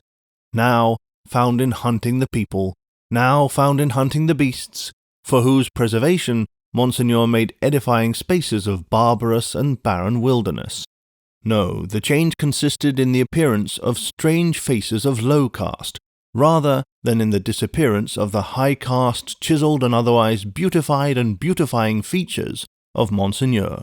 For in these times, as the mender of roads worked, solitary in the dust, not often troubling himself to reflect that dust he was and to dust he must return, being for the most part too much occupied in thinking how little he had for supper, and how much more he would eat if he had it. In these times, as he raised his eyes from the lonely labour, and viewed the prospect, he would see some rough figure approaching on foot, the like of which was once a rarity in those parts, but was now a frequent presence. As it advanced, the mender of roads would discern, without surprise, that it was a shaggy-haired man, of almost barbarian aspect, tall, in wooden shoes that were clumsy even to the eyes of a mender of roads, grim, rough, swart, steeped in the mud and dust of many highways, drank with the marshy moisture of many low grounds, sprinkled with the thorns and leaves and moss of many byways through woods. Such a man came upon him like a ghost at noon in the July weather, as he sat on his heap of stones under a bank, taking such shelter as he could get from a shower of hail. The man looked at him, looked at the village in the hollow, at the mill, and at the prison on the crag. When he had identified these objects, in what benighted mind he had, he said, in a dialect that was just intelligible, "How goes it, Jacks?" "All well, Jacks." "Touch, then." They joined hands, and the man sat down on the heap of stones. "No dinner?" "Nothing but supper now," said the mender of roads with a hungry face. "It is the fashion," growled the man. "I meet no dinner anywhere." He took out a blackened pipe, filled it, lighted it with flint and steel, pulled at it until it was in a bright glow, then suddenly held it from him, and dropped something into it from between his finger and thumb, that blazed and went out in a puff of smoke. "Touch, then." It was the turn of the mender of roads to say it this time, after observing these operations. They again joined hands. "Tonight?" said the mender of roads. "Tonight," said the man, putting the pipe in his mouth. "Where?" "Here." He and the mender of roads sat on the heap of stones, looking silently at one another, with the hail driving in between them like a pygmy charge of bayonets, until the sky began to clear over the village. "Show me," said the traveller then, moving to the brow of the hill. "See," returned the mender of roads with extended finger. "You go down here, and straight through the street, and past the fountain." "To the devil with all that," interrupted the other, rolling his eye over the landscape. "I go through no streets and past no fountains. Well?" "Well, about 2 leagues beyond the summit of that hill, above the village." "Good. When do you cease to work?" "At sunset." "Will you wake me before departing? I have walked 2 nights without resting. Let me finish my pipe, and I shall sleep like a child. Will you wake me?" "Surely." The wayfarer smoked his pipe out, put it in his breast, slipped off his great wooden shoes, and lay down on his back on the heap of stones. He was fast asleep directly. As the road mender plied his dusty labour, and the hail clouds rolling away revealed bright bars and streaks of sky, which were responded to by silver gleams upon the landscape, the little man, who wore a red cap now in place of his blue one, seemed fascinated by the figure on the heap of stones. His eyes were so often turned towards it that he used his tools mechanically, and one would have said, to very poor account. The bronze face, the shaggy black hair and beard, the coarse woolen red cap, the rough medley dress of homespun stuff and hairy skins of beasts, the powerful frame attenuated by spare living, and the sullen and desperate compression of the lips in sleep, inspired the mender of roads with awe. The traveller had travelled far, and his feet were footsore, and his ankles chafed and bleeding. His great shoes, stuffed with leaves and grass, had been heavy to drag over many long leagues, and his clothes were chafed into holes, as he himself was into sores. Stooping down beside him, the road-mender tried to get a peep at secret weapons in his breast or where not, but in vain, for he slept with his arms crossed upon him, and set as resolutely as his lips. Fortified towns with their stockades, guard-houses, gates, trenches, and drawbridges seemed to the mender of roads to be so much air as against this figure, and when he lifted his eyes from it to the horizon and looked around, he saw in his small fancy similar figures, stopped by no obstacle, tending to centres all over France. The man slept on, indifferent to showers of hail and intervals of brightness, to sunshine on his face and shadow, to the paltering lumps of dull ice on his body, and the diamonds into which the sun changed them, until the sun was low in the west and the sky was glowing. Then the mender of roads, having got his tools together and all things ready to go down into the village, roused him. "Good," said the sleeper, rising on his elbow. 2 leagues beyond the summit of the hill?" "About." "About. Good." The mender of roads went home, with the dust going on before him according to the set of the wind, and was soon at the fountain, squeezing himself in among the lean kine brought there to drink, and appearing even to whisper to them in his whispering to all the village. When the village had taken its poor supper, it did not creep to bed as it usually did, but came out of doors again, and remained there. A curious contagion of whispering was upon it, and also, when it gathered together at the fountain in the dark, another curious contagion of looking expectantly at the sky in one direction only.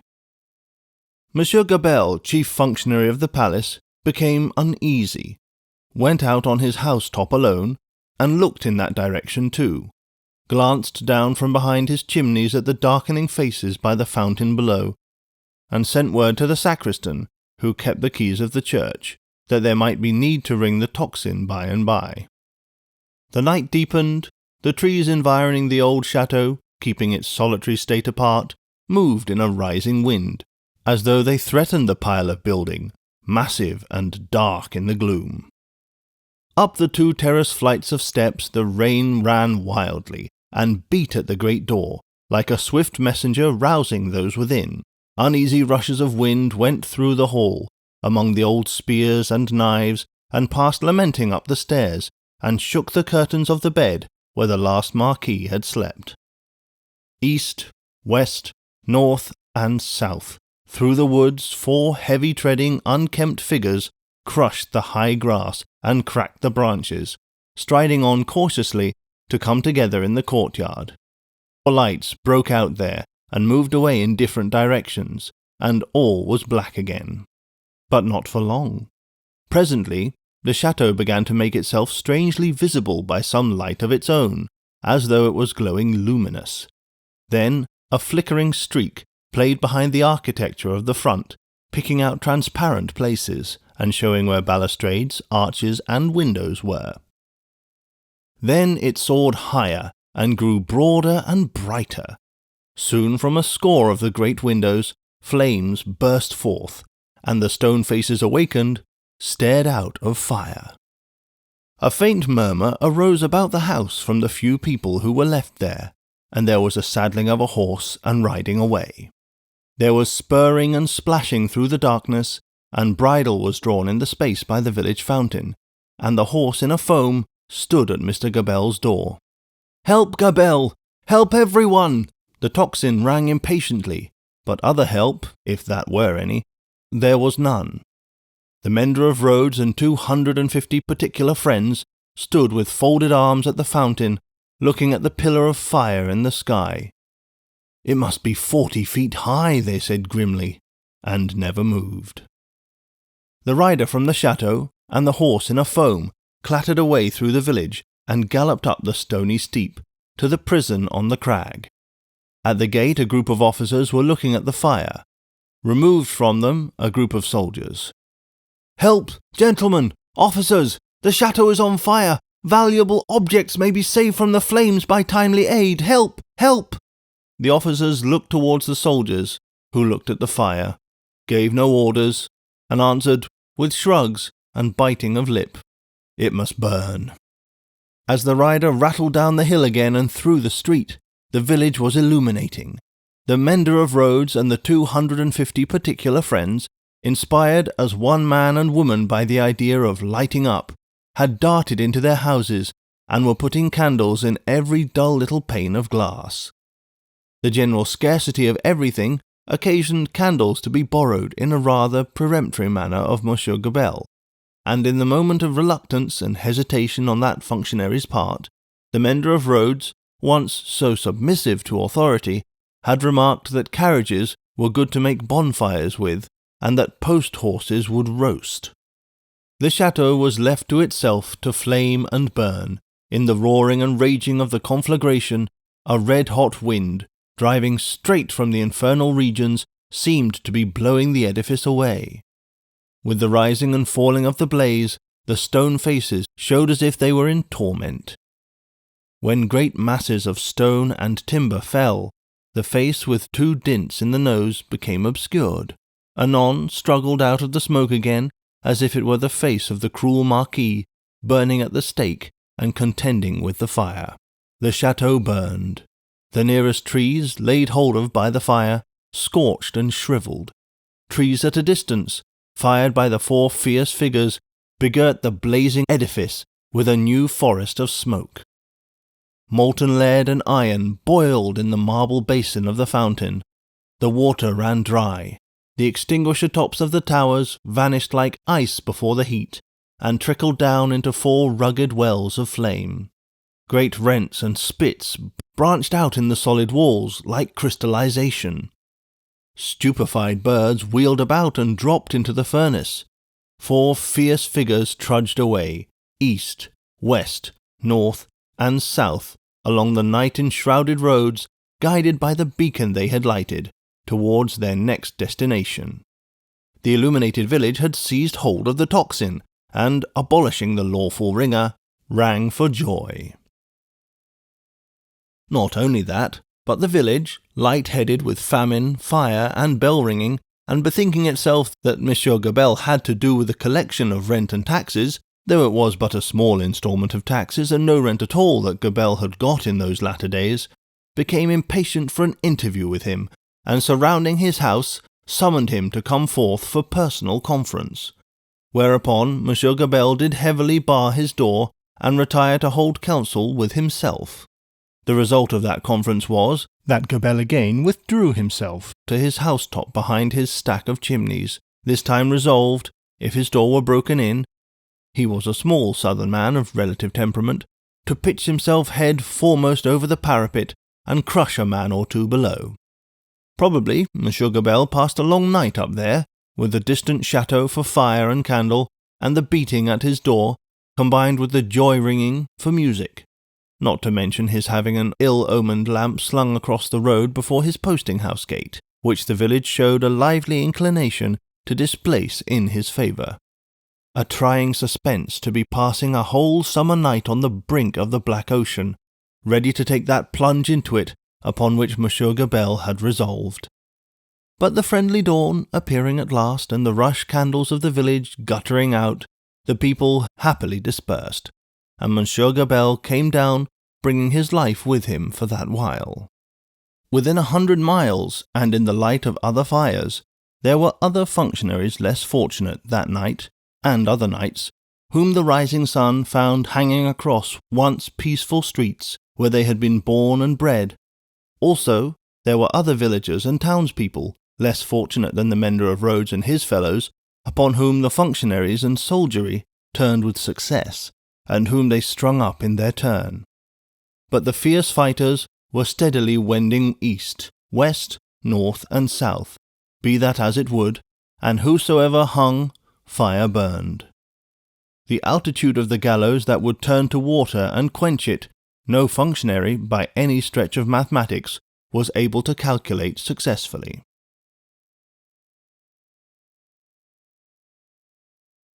Chapter 24. Drawn to the Lodestone Rock. In such risings of fire and risings of sea, the firm earth, shaken by the rushes of an angry ocean, which had now no ebb, but was always on the flow, higher and higher, to the terror and wonder of the beholders on the shore, 3 years of tempest were consumed. 3 more birthdays of little Lucy had been woven by the golden thread into the peaceful tissue of the life of her home. Many a night and many a day had its inmates listened to the echoes in the corner, with hearts that failed them when they heard the thronging feet.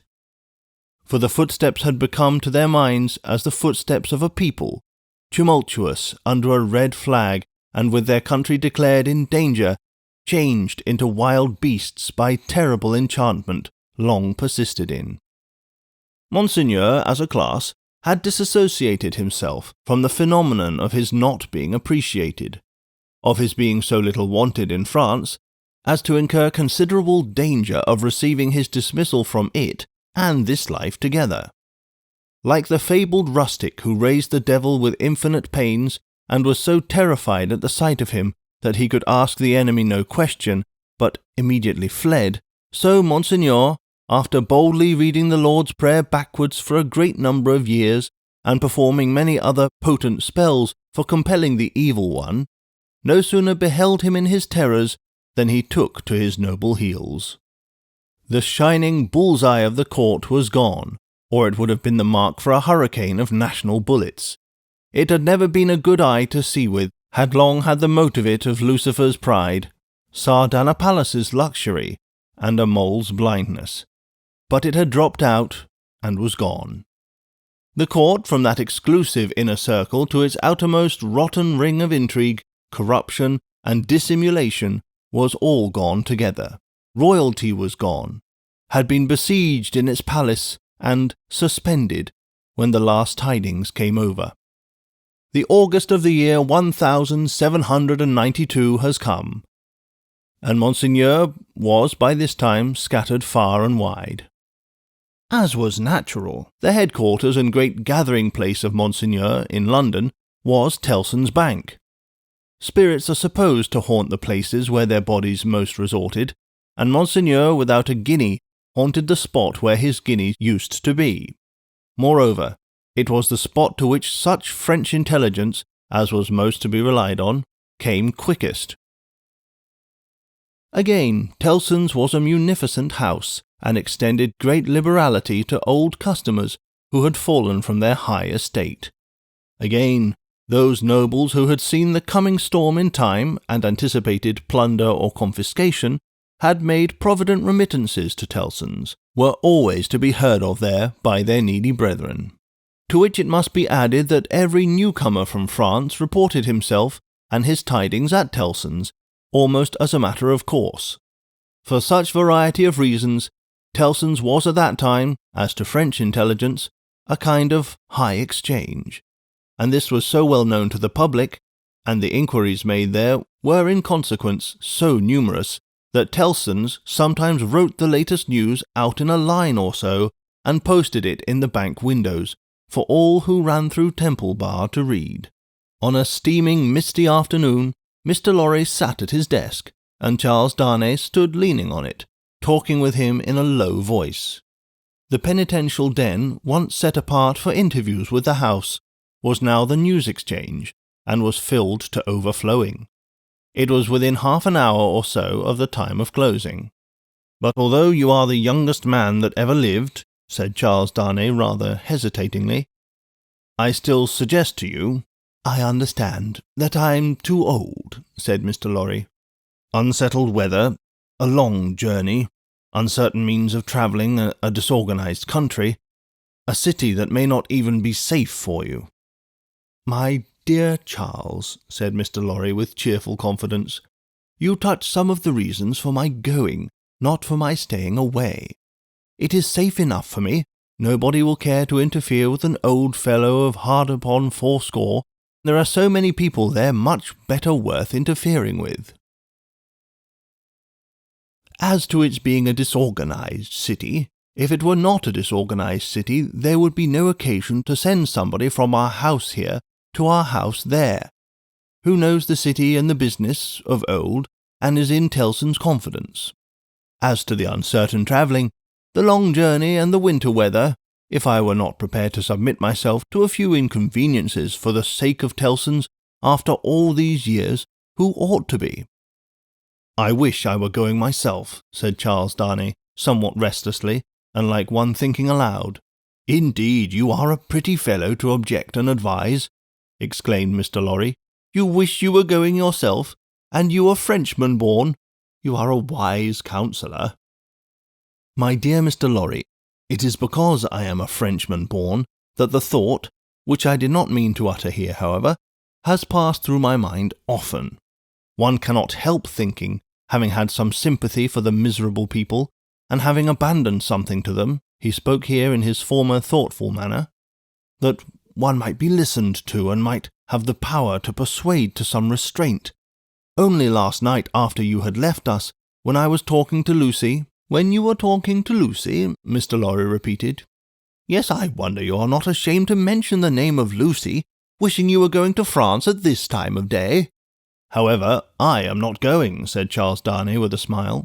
"It is more to the purpose that you say you are." "And I am, in plain reality. The truth is, my dear Charles," Mr. Lorry glanced at the distant house and lowered his voice, "you can have no conception of the difficulty with which our business is transacted, and of the peril in which our books and papers over yonder are involved. The Lord above knows what the compromising consequences would be to numbers of people if some of our documents were seized or destroyed, and they might be at any time, you know, for who can say that Paris is not set afire today or sacked tomorrow? Now, a judicious selection from these with the least possible delay, and the burying of them, or otherwise getting of them out of harm's way, is within the power, without loss of precious time, of scarcely anyone but myself, if anyone. And shall I hang back, when Tellson's knows this and says this, Tellson's, whose bread I have eaten these 60 years, because I am a little stiff about the joints? Why, I am a boy, sir, to half a dozen old codgers here. How I admire the gallantry of your youthful spirit, Mr. Lorry." "Tut, nonsense, sir. And, my dear Charles," said Mr. Lorry, glancing at the house again, "you are to remember that getting things out of Paris at this present time, no matter what things, is next to an impossibility. Papers and precious matters were this very day brought to us here. I speak in strict confidence. It is not businesslike to whisper it even by you. By the strangest bearers you can imagine, every one of whom had his head hanging on by a single hair as he passed the barriers.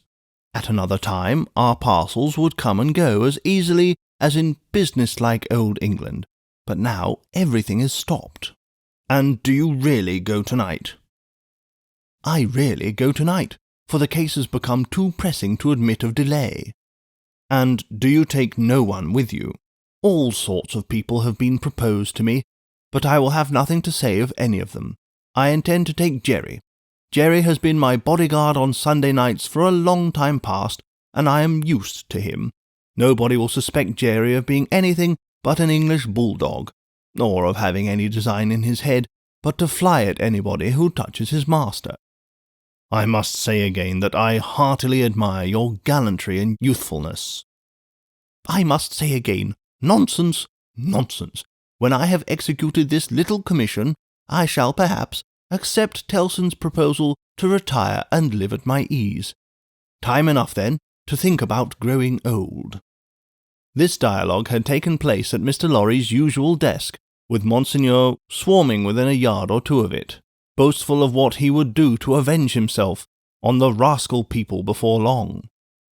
It was too much the way of Monseigneur under his reverses as a refugee, as it was too much the way of native British orthodoxy, to talk of this terrible revolution as if it were the only harvest ever known under the skies that had not been sown, as if nothing had ever been done or omitted to be done that had led to it, as if observers of the wretched millions in France and of the misused and perverted resources that should have made them prosperous had not seen it inevitably coming years before, and had not, in plain words, recorded what they saw.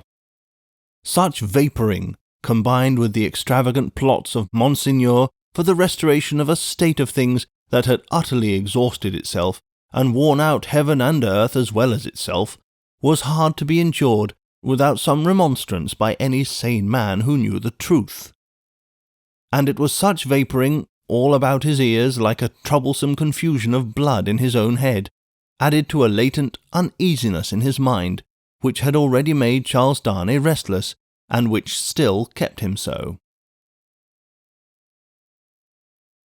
Among the talkers was Stryver of the King's Bench Bar, far on his way to state promotion, and therefore loud on the theme. Broaching to Monseigneur his devices for blowing the people up and exterminating them from the face of the earth, and doing without them, and for accomplishing many similar objects akin in their nature to the abolition of eagles by sprinkling salt on the tails of the race. Him Darnay heard with a particular feeling of objection, and Darnay stood divided between going away that he might hear no more, and remaining to interpose his word when the thing that was to be went on to shape itself out. The House approached Mr. Lorry, and laying a soiled and unopened letter before him, asked if he had yet discovered any traces of the person to whom it was addressed. The House laid the letter down so close to Darnay that he saw the direction, the more quickly because it was his own right name. The address, turned into English, ran, "Very pressing, to Monsieur, heretofore the Marquis St. Evremond of France. Confided to the cares of Messrs. Tellson and Company, bankers, London, England." On the marriage morning, Dr. Manette had made it his one urgent and express request to Charles Darnay that the secret of his name should be, unless he, the doctor, dissolved the obligation, kept inviolate between them. Nobody else knew it to be his name. His own wife had no suspicion of that fact. Mr. Lorry could have none. "No," said Mr. Lorry in reply to the House, "I have referred it, I think, to everybody now here, and no one can tell me where this gentleman is to be found." The hands of the clock verging upon the hour of closing the bank, there was a general set of the current of talkers past Mr. Lorry's desk. He held the letter out inquiringly, and Monseigneur looked at it, in the person of this plotting and indignant refugee, and this, that, and the other, all had something disparaging to say, in French or in English, concerning the Marquis who was not to be found. Nephew, I believe, but in any case degenerate successor, of the polished Marquis who was murdered, said one. Happy to say I never knew him. A craven who abandoned his post, said another. This Monseigneur had been got out of Paris, legs uppermost and half suffocated in a load of hay, some years ago. Infected with the new doctrines, said the third, eyeing the direction through his glass in passing, set himself in opposition to the last Marquis, abandoned the estates when he inherited them, and left them to the ruffian herd. They will recompense him now, I hope, as he deserves. Hey, cried the blatant Stryver. Did he, though? Is that the sort of fellow? Let us look at his infamous name, damn the fellow. Darnay, unable to restrain himself any longer, touched Mr. Stryver on the shoulder and said, I know the fellow. Do you, by Jupiter, said Stryver. I am sorry for it. Why? Why, Mr. Darnay? Do you hear what he did? Don't ask why in these times. But I do ask why. Then I tell you again, Mr. Darnay, I am sorry for it. I am sorry to hear you putting any such extraordinary questions. Here is a fellow who, infected by the most pestilent and blasphemous code of devilry that ever was known, abandoned his property to the vilest scum of the earth that ever did murder by wholesale, and you ask me why I am sorry that a man who instructs youth knows him? Well, but I'll answer you. I am sorry because I believe there is contamination in such a scoundrel. That's why. Mindful of the secret, Darnay with great difficulty checked himself and said, You may not understand the gentleman. I understand how to put you in a corner, Mr. Darnay, said bully Stryver, and I'll do it. If this fellow is a gentleman, I don't understand him. You may tell him so with my compliments. You may also tell him, from me, that after abandoning his worldly goods and position to this butcherly mob, I wonder he is not at the head of them. But no, gentlemen, said Stryver, looking all round and snapping his fingers, I know something of human nature, and I tell you that you never find a fellow like this fellow, trusting himself to the mercies of such precious protégés. No, gentlemen, he'll always show 'em a clean pair of heels very early in the scuffle, and sneak away. With those words and a final snap of his fingers, Mr. Stryver shouldered himself into Fleet Street, amid the general approbation of his hearers. Mr. Lorry and Charles Darnay were left alone at the desk in the general departure from the bank. "Will you take charge of the letter?" said Mr. Lorry. "You know where to deliver it?" "I do." "Will you undertake to explain that we suppose it to have been addressed here on the chance of our knowing where to forward it, and that it has been here some time?" "I will do so. Do you start for Paris from here?" "From here, at 8. "I will come back to see you off." Very ill at ease with himself, and with Stryver and most other men, Darnay made the best of his way into the quiet of the Temple, opened the letter, and read it. These were its contents. Prison of the Abbaye, Paris, June 21st, 1792. Monsieur Heretofort the Marquis. After having long been in danger of my life at the hands of the village, I have been seized with great violence and indignity, and brought a long journey on foot to Paris. On the road I have suffered a great deal, nor is that all. My house has been destroyed, razed to the ground. The crime for which I am imprisoned, Monsieur Heretofort the Marquis, and for which I shall be summoned before the tribunal, and shall lose my life, without your so generous help, is, they tell me, treason against the majesty of the people, in that I have acted against them for an emigrant. It is in vain I represent that I have acted for them, and not against, according to your commands. It is in vain I represent that, before the sequestration of emigrant property, I had remitted the imports that they had ceased to pay, and I had collected no rent, that I had had recourse to no process. The only response is that I have acted for an emigrant, and where is that emigrant? Ah, most gracious Monsieur Heretofort the Marquis, where is that emigrant? I cry in my sleep, where is he? I demand of heaven, will he not come to deliver me? No answer. Ah, Monsieur Heretofort the Marquis, I send my desolate cry across the sea, hoping it may perhaps reach your ears through the great bank of Tilson known at Paris. For the love of heaven, of justice, of generosity, of the honour of your noble name, I supplicate you, Monsieur Heretofort the Marquis, to succour and release me. My fault is that I have been true to you. O Monsieur Heretofort the Marquis, I pray you to be true to me. From the prison here of horror, where I every hour tend nearer and nearer to destruction, I send you, Monsieur Heretofort the Marquis, the assurance of my dolorous and unhappy service. Your afflicted Gabelle. The latent uneasiness in Darnay's mind was roused to vigorous life by this letter. The peril of an old servant and a good one, whose only crime was fidelity to himself and his family, stared him so reproachfully in the face that as he walked to and fro in the Temple, considering what to do, he almost hid his face from the passers-by. He knew very well that in his horror of the deed which had culminated the bad deeds and bad reputation of the old family house, in his resentful suspicions of his uncle, and in the aversion with which his conscience regarded the crumbling fabric that he was well supposed to uphold, he had acted imperfectly. He knew very well that in his love for Lucy, his renunciation of his social place, though by no means new to his own mind, had been hurried and incomplete. He knew that he ought to have systematically worked it out and supervised it, and that he had meant to do it, and that it had never been done. The happiness of his own chosen English home, the necessity of always being actively employed, the swift changes and troubles of the time which had followed on one another so fast that the events of this week annihilated the immature plans of last week, and the events of the week following made all new again. He knew very well that to the force of these circumstances he had yielded, not without disquiet, but still without continuous and accumulating resistance.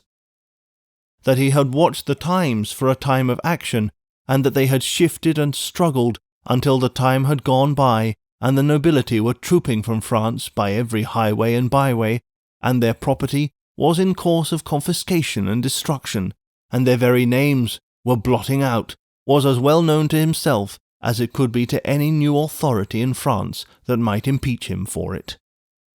But he had oppressed no man. He had imprisoned no man. He was so far from having harshly exacted payment of his dues that he had relinquished them of his own will, thrown himself on a world with no favour in it, won his own private place there, and earned his own bread. Monsieur Gabelle had held the impoverished and involved estate on written instructions to spare the people, to give them what little there was to give, such fuel as the heavy creditors would let them have in the winter, and such produce as could be saved from the same grip in the summer. And no doubt he had put the fact in plea and proof, for his own safety, so that it could not but appear now. This favoured the desperate resolution Charles Darnay had begun to make, that he would go to Paris. Yes, like the mariner in the old story, the winds and streams had driven him within the influence of the Lodestone rock, and it was drawing him to itself, and he must go. Everything that arose before his mind drifted him on, faster and faster, more and more steadily, to the terrible attraction.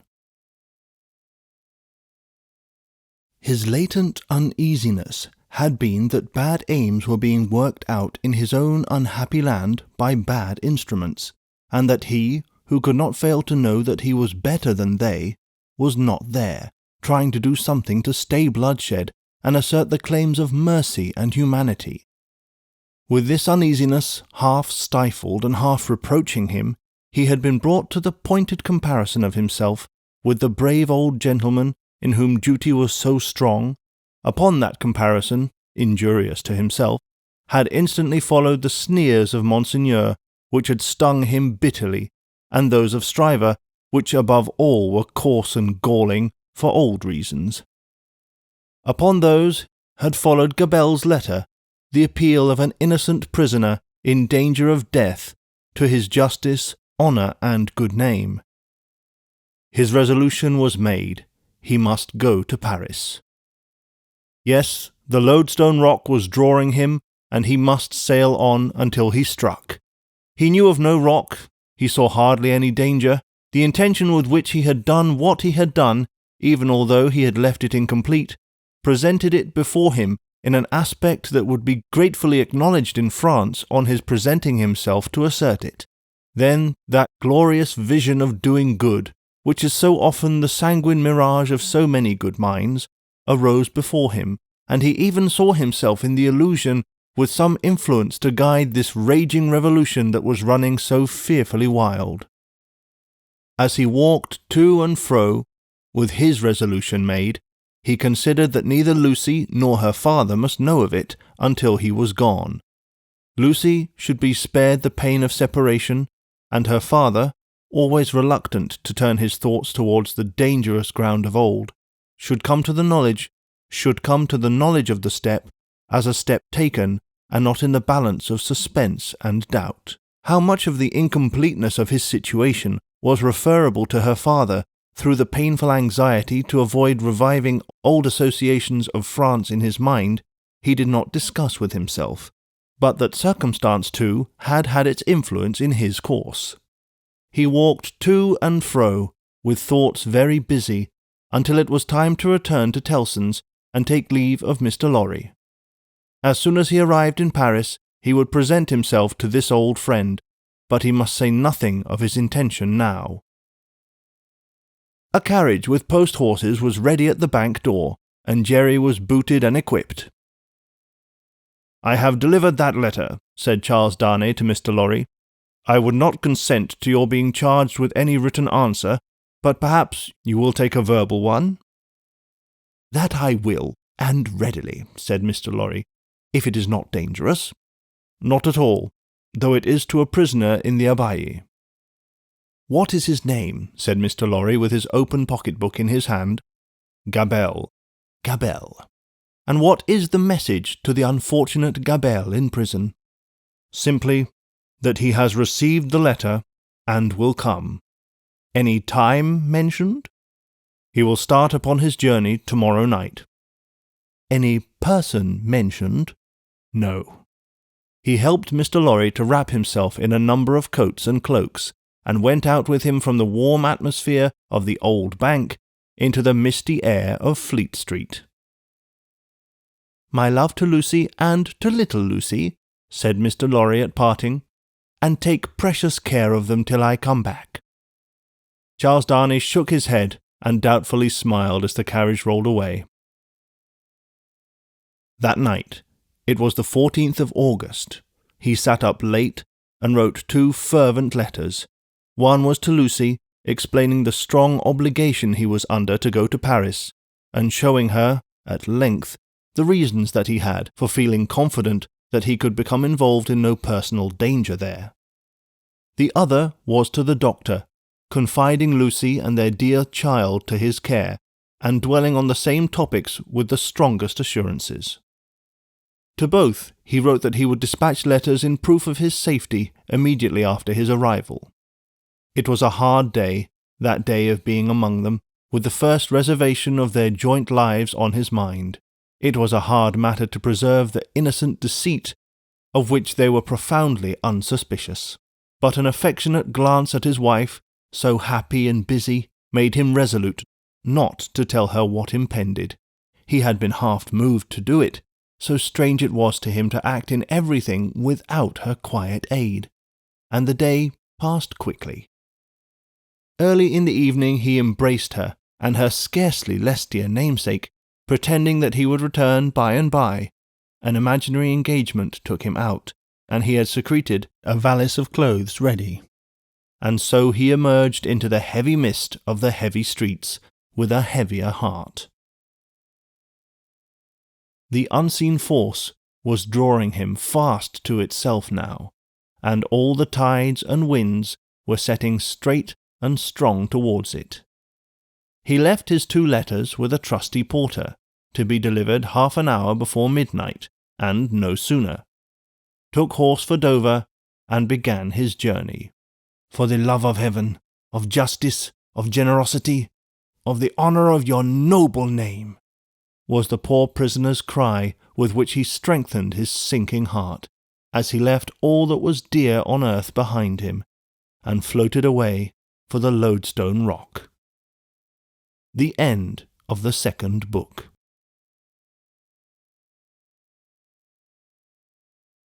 Book the 3rd. The Track of a Storm. Chapter 1. In Secret. The traveller fared slowly on his way, who fared toward Paris from England in the autumn of the year 1792. More than enough of bad roads, bad equipages, and bad horses he would have encountered to delay him, though the fallen and unfortunate King of France had been upon his throne in all his glory. But the changed times were fraught with other obstacles than these. Every town gate and village taxing-house had its band of citizen patriots with their national muskets in a most explosive state of readiness, who stopped all comers and goers, cross-questioned them, inspected their papers, looked for their names in lists of their own, turned them back or sent them on, or stopped them and laid them in hold, as their capricious judgment or fancy deemed best for the dawning republic one and indivisible of liberty, equality, fraternity, or death. A very few French leagues of this journey were accomplished when Charles Darnay began to perceive that for him, along these country roads, there was no hope of return until he should have been declared a good citizen at Paris. Whatever might befall now, he must on to his journey's end. Not a mean village closed upon him, not a common barrier dropped across the road behind him, but he knew it to be another iron door in the series that was barred between him and England.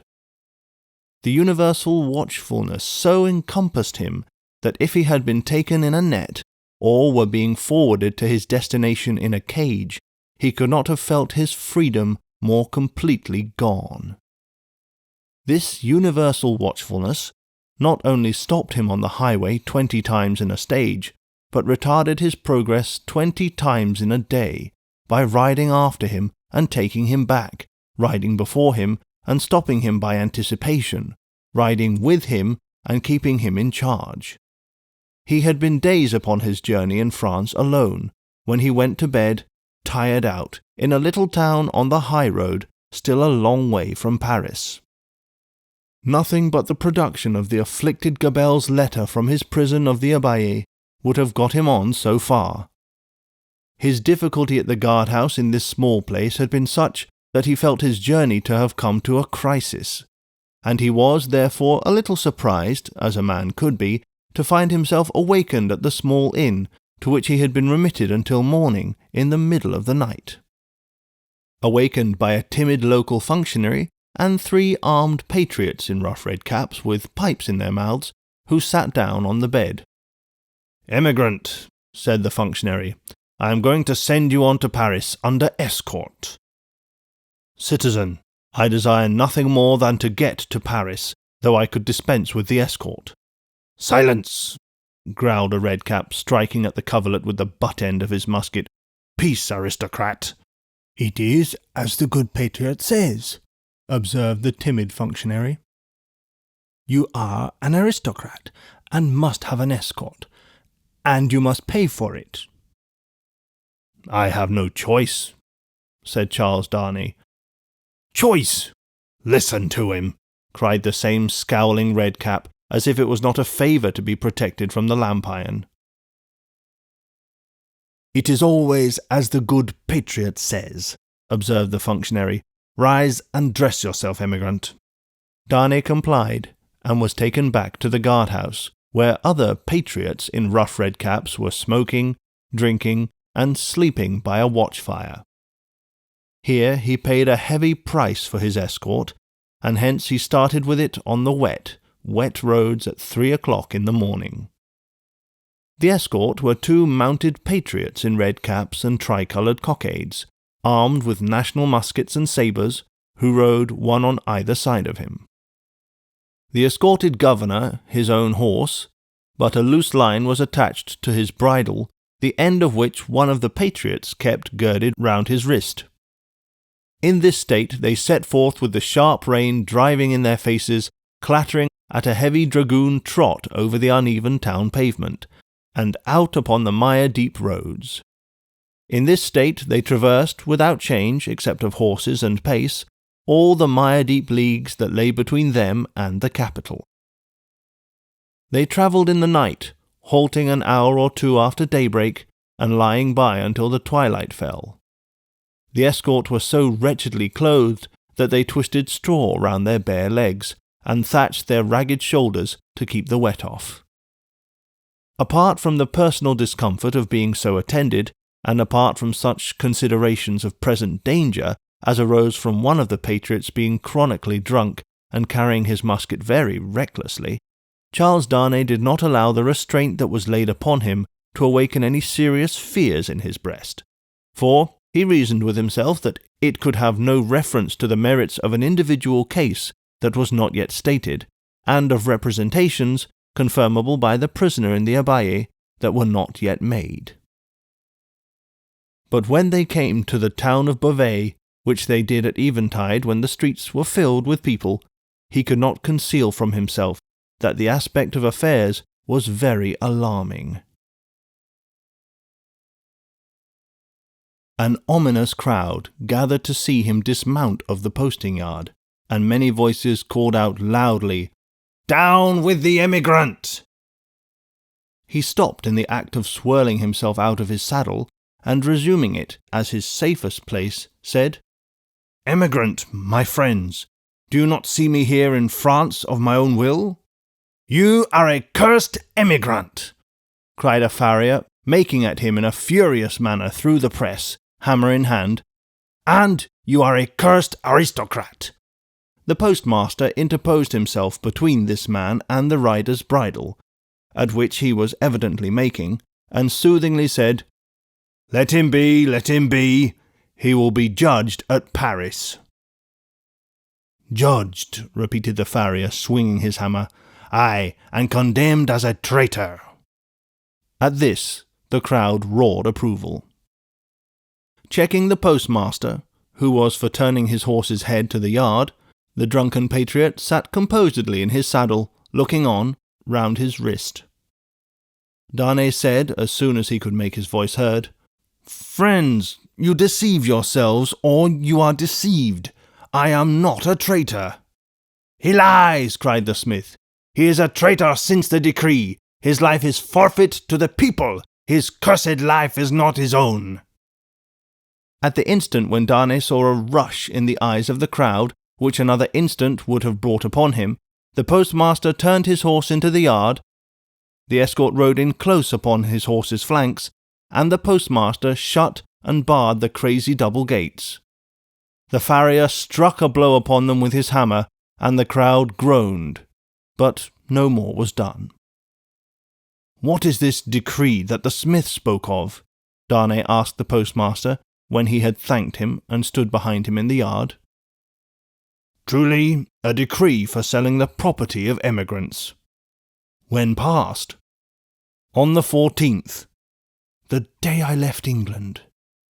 "Everybody says it is but one of several, and that there will be others, if there are not already, banishing all emigrants and condemning all to death who return.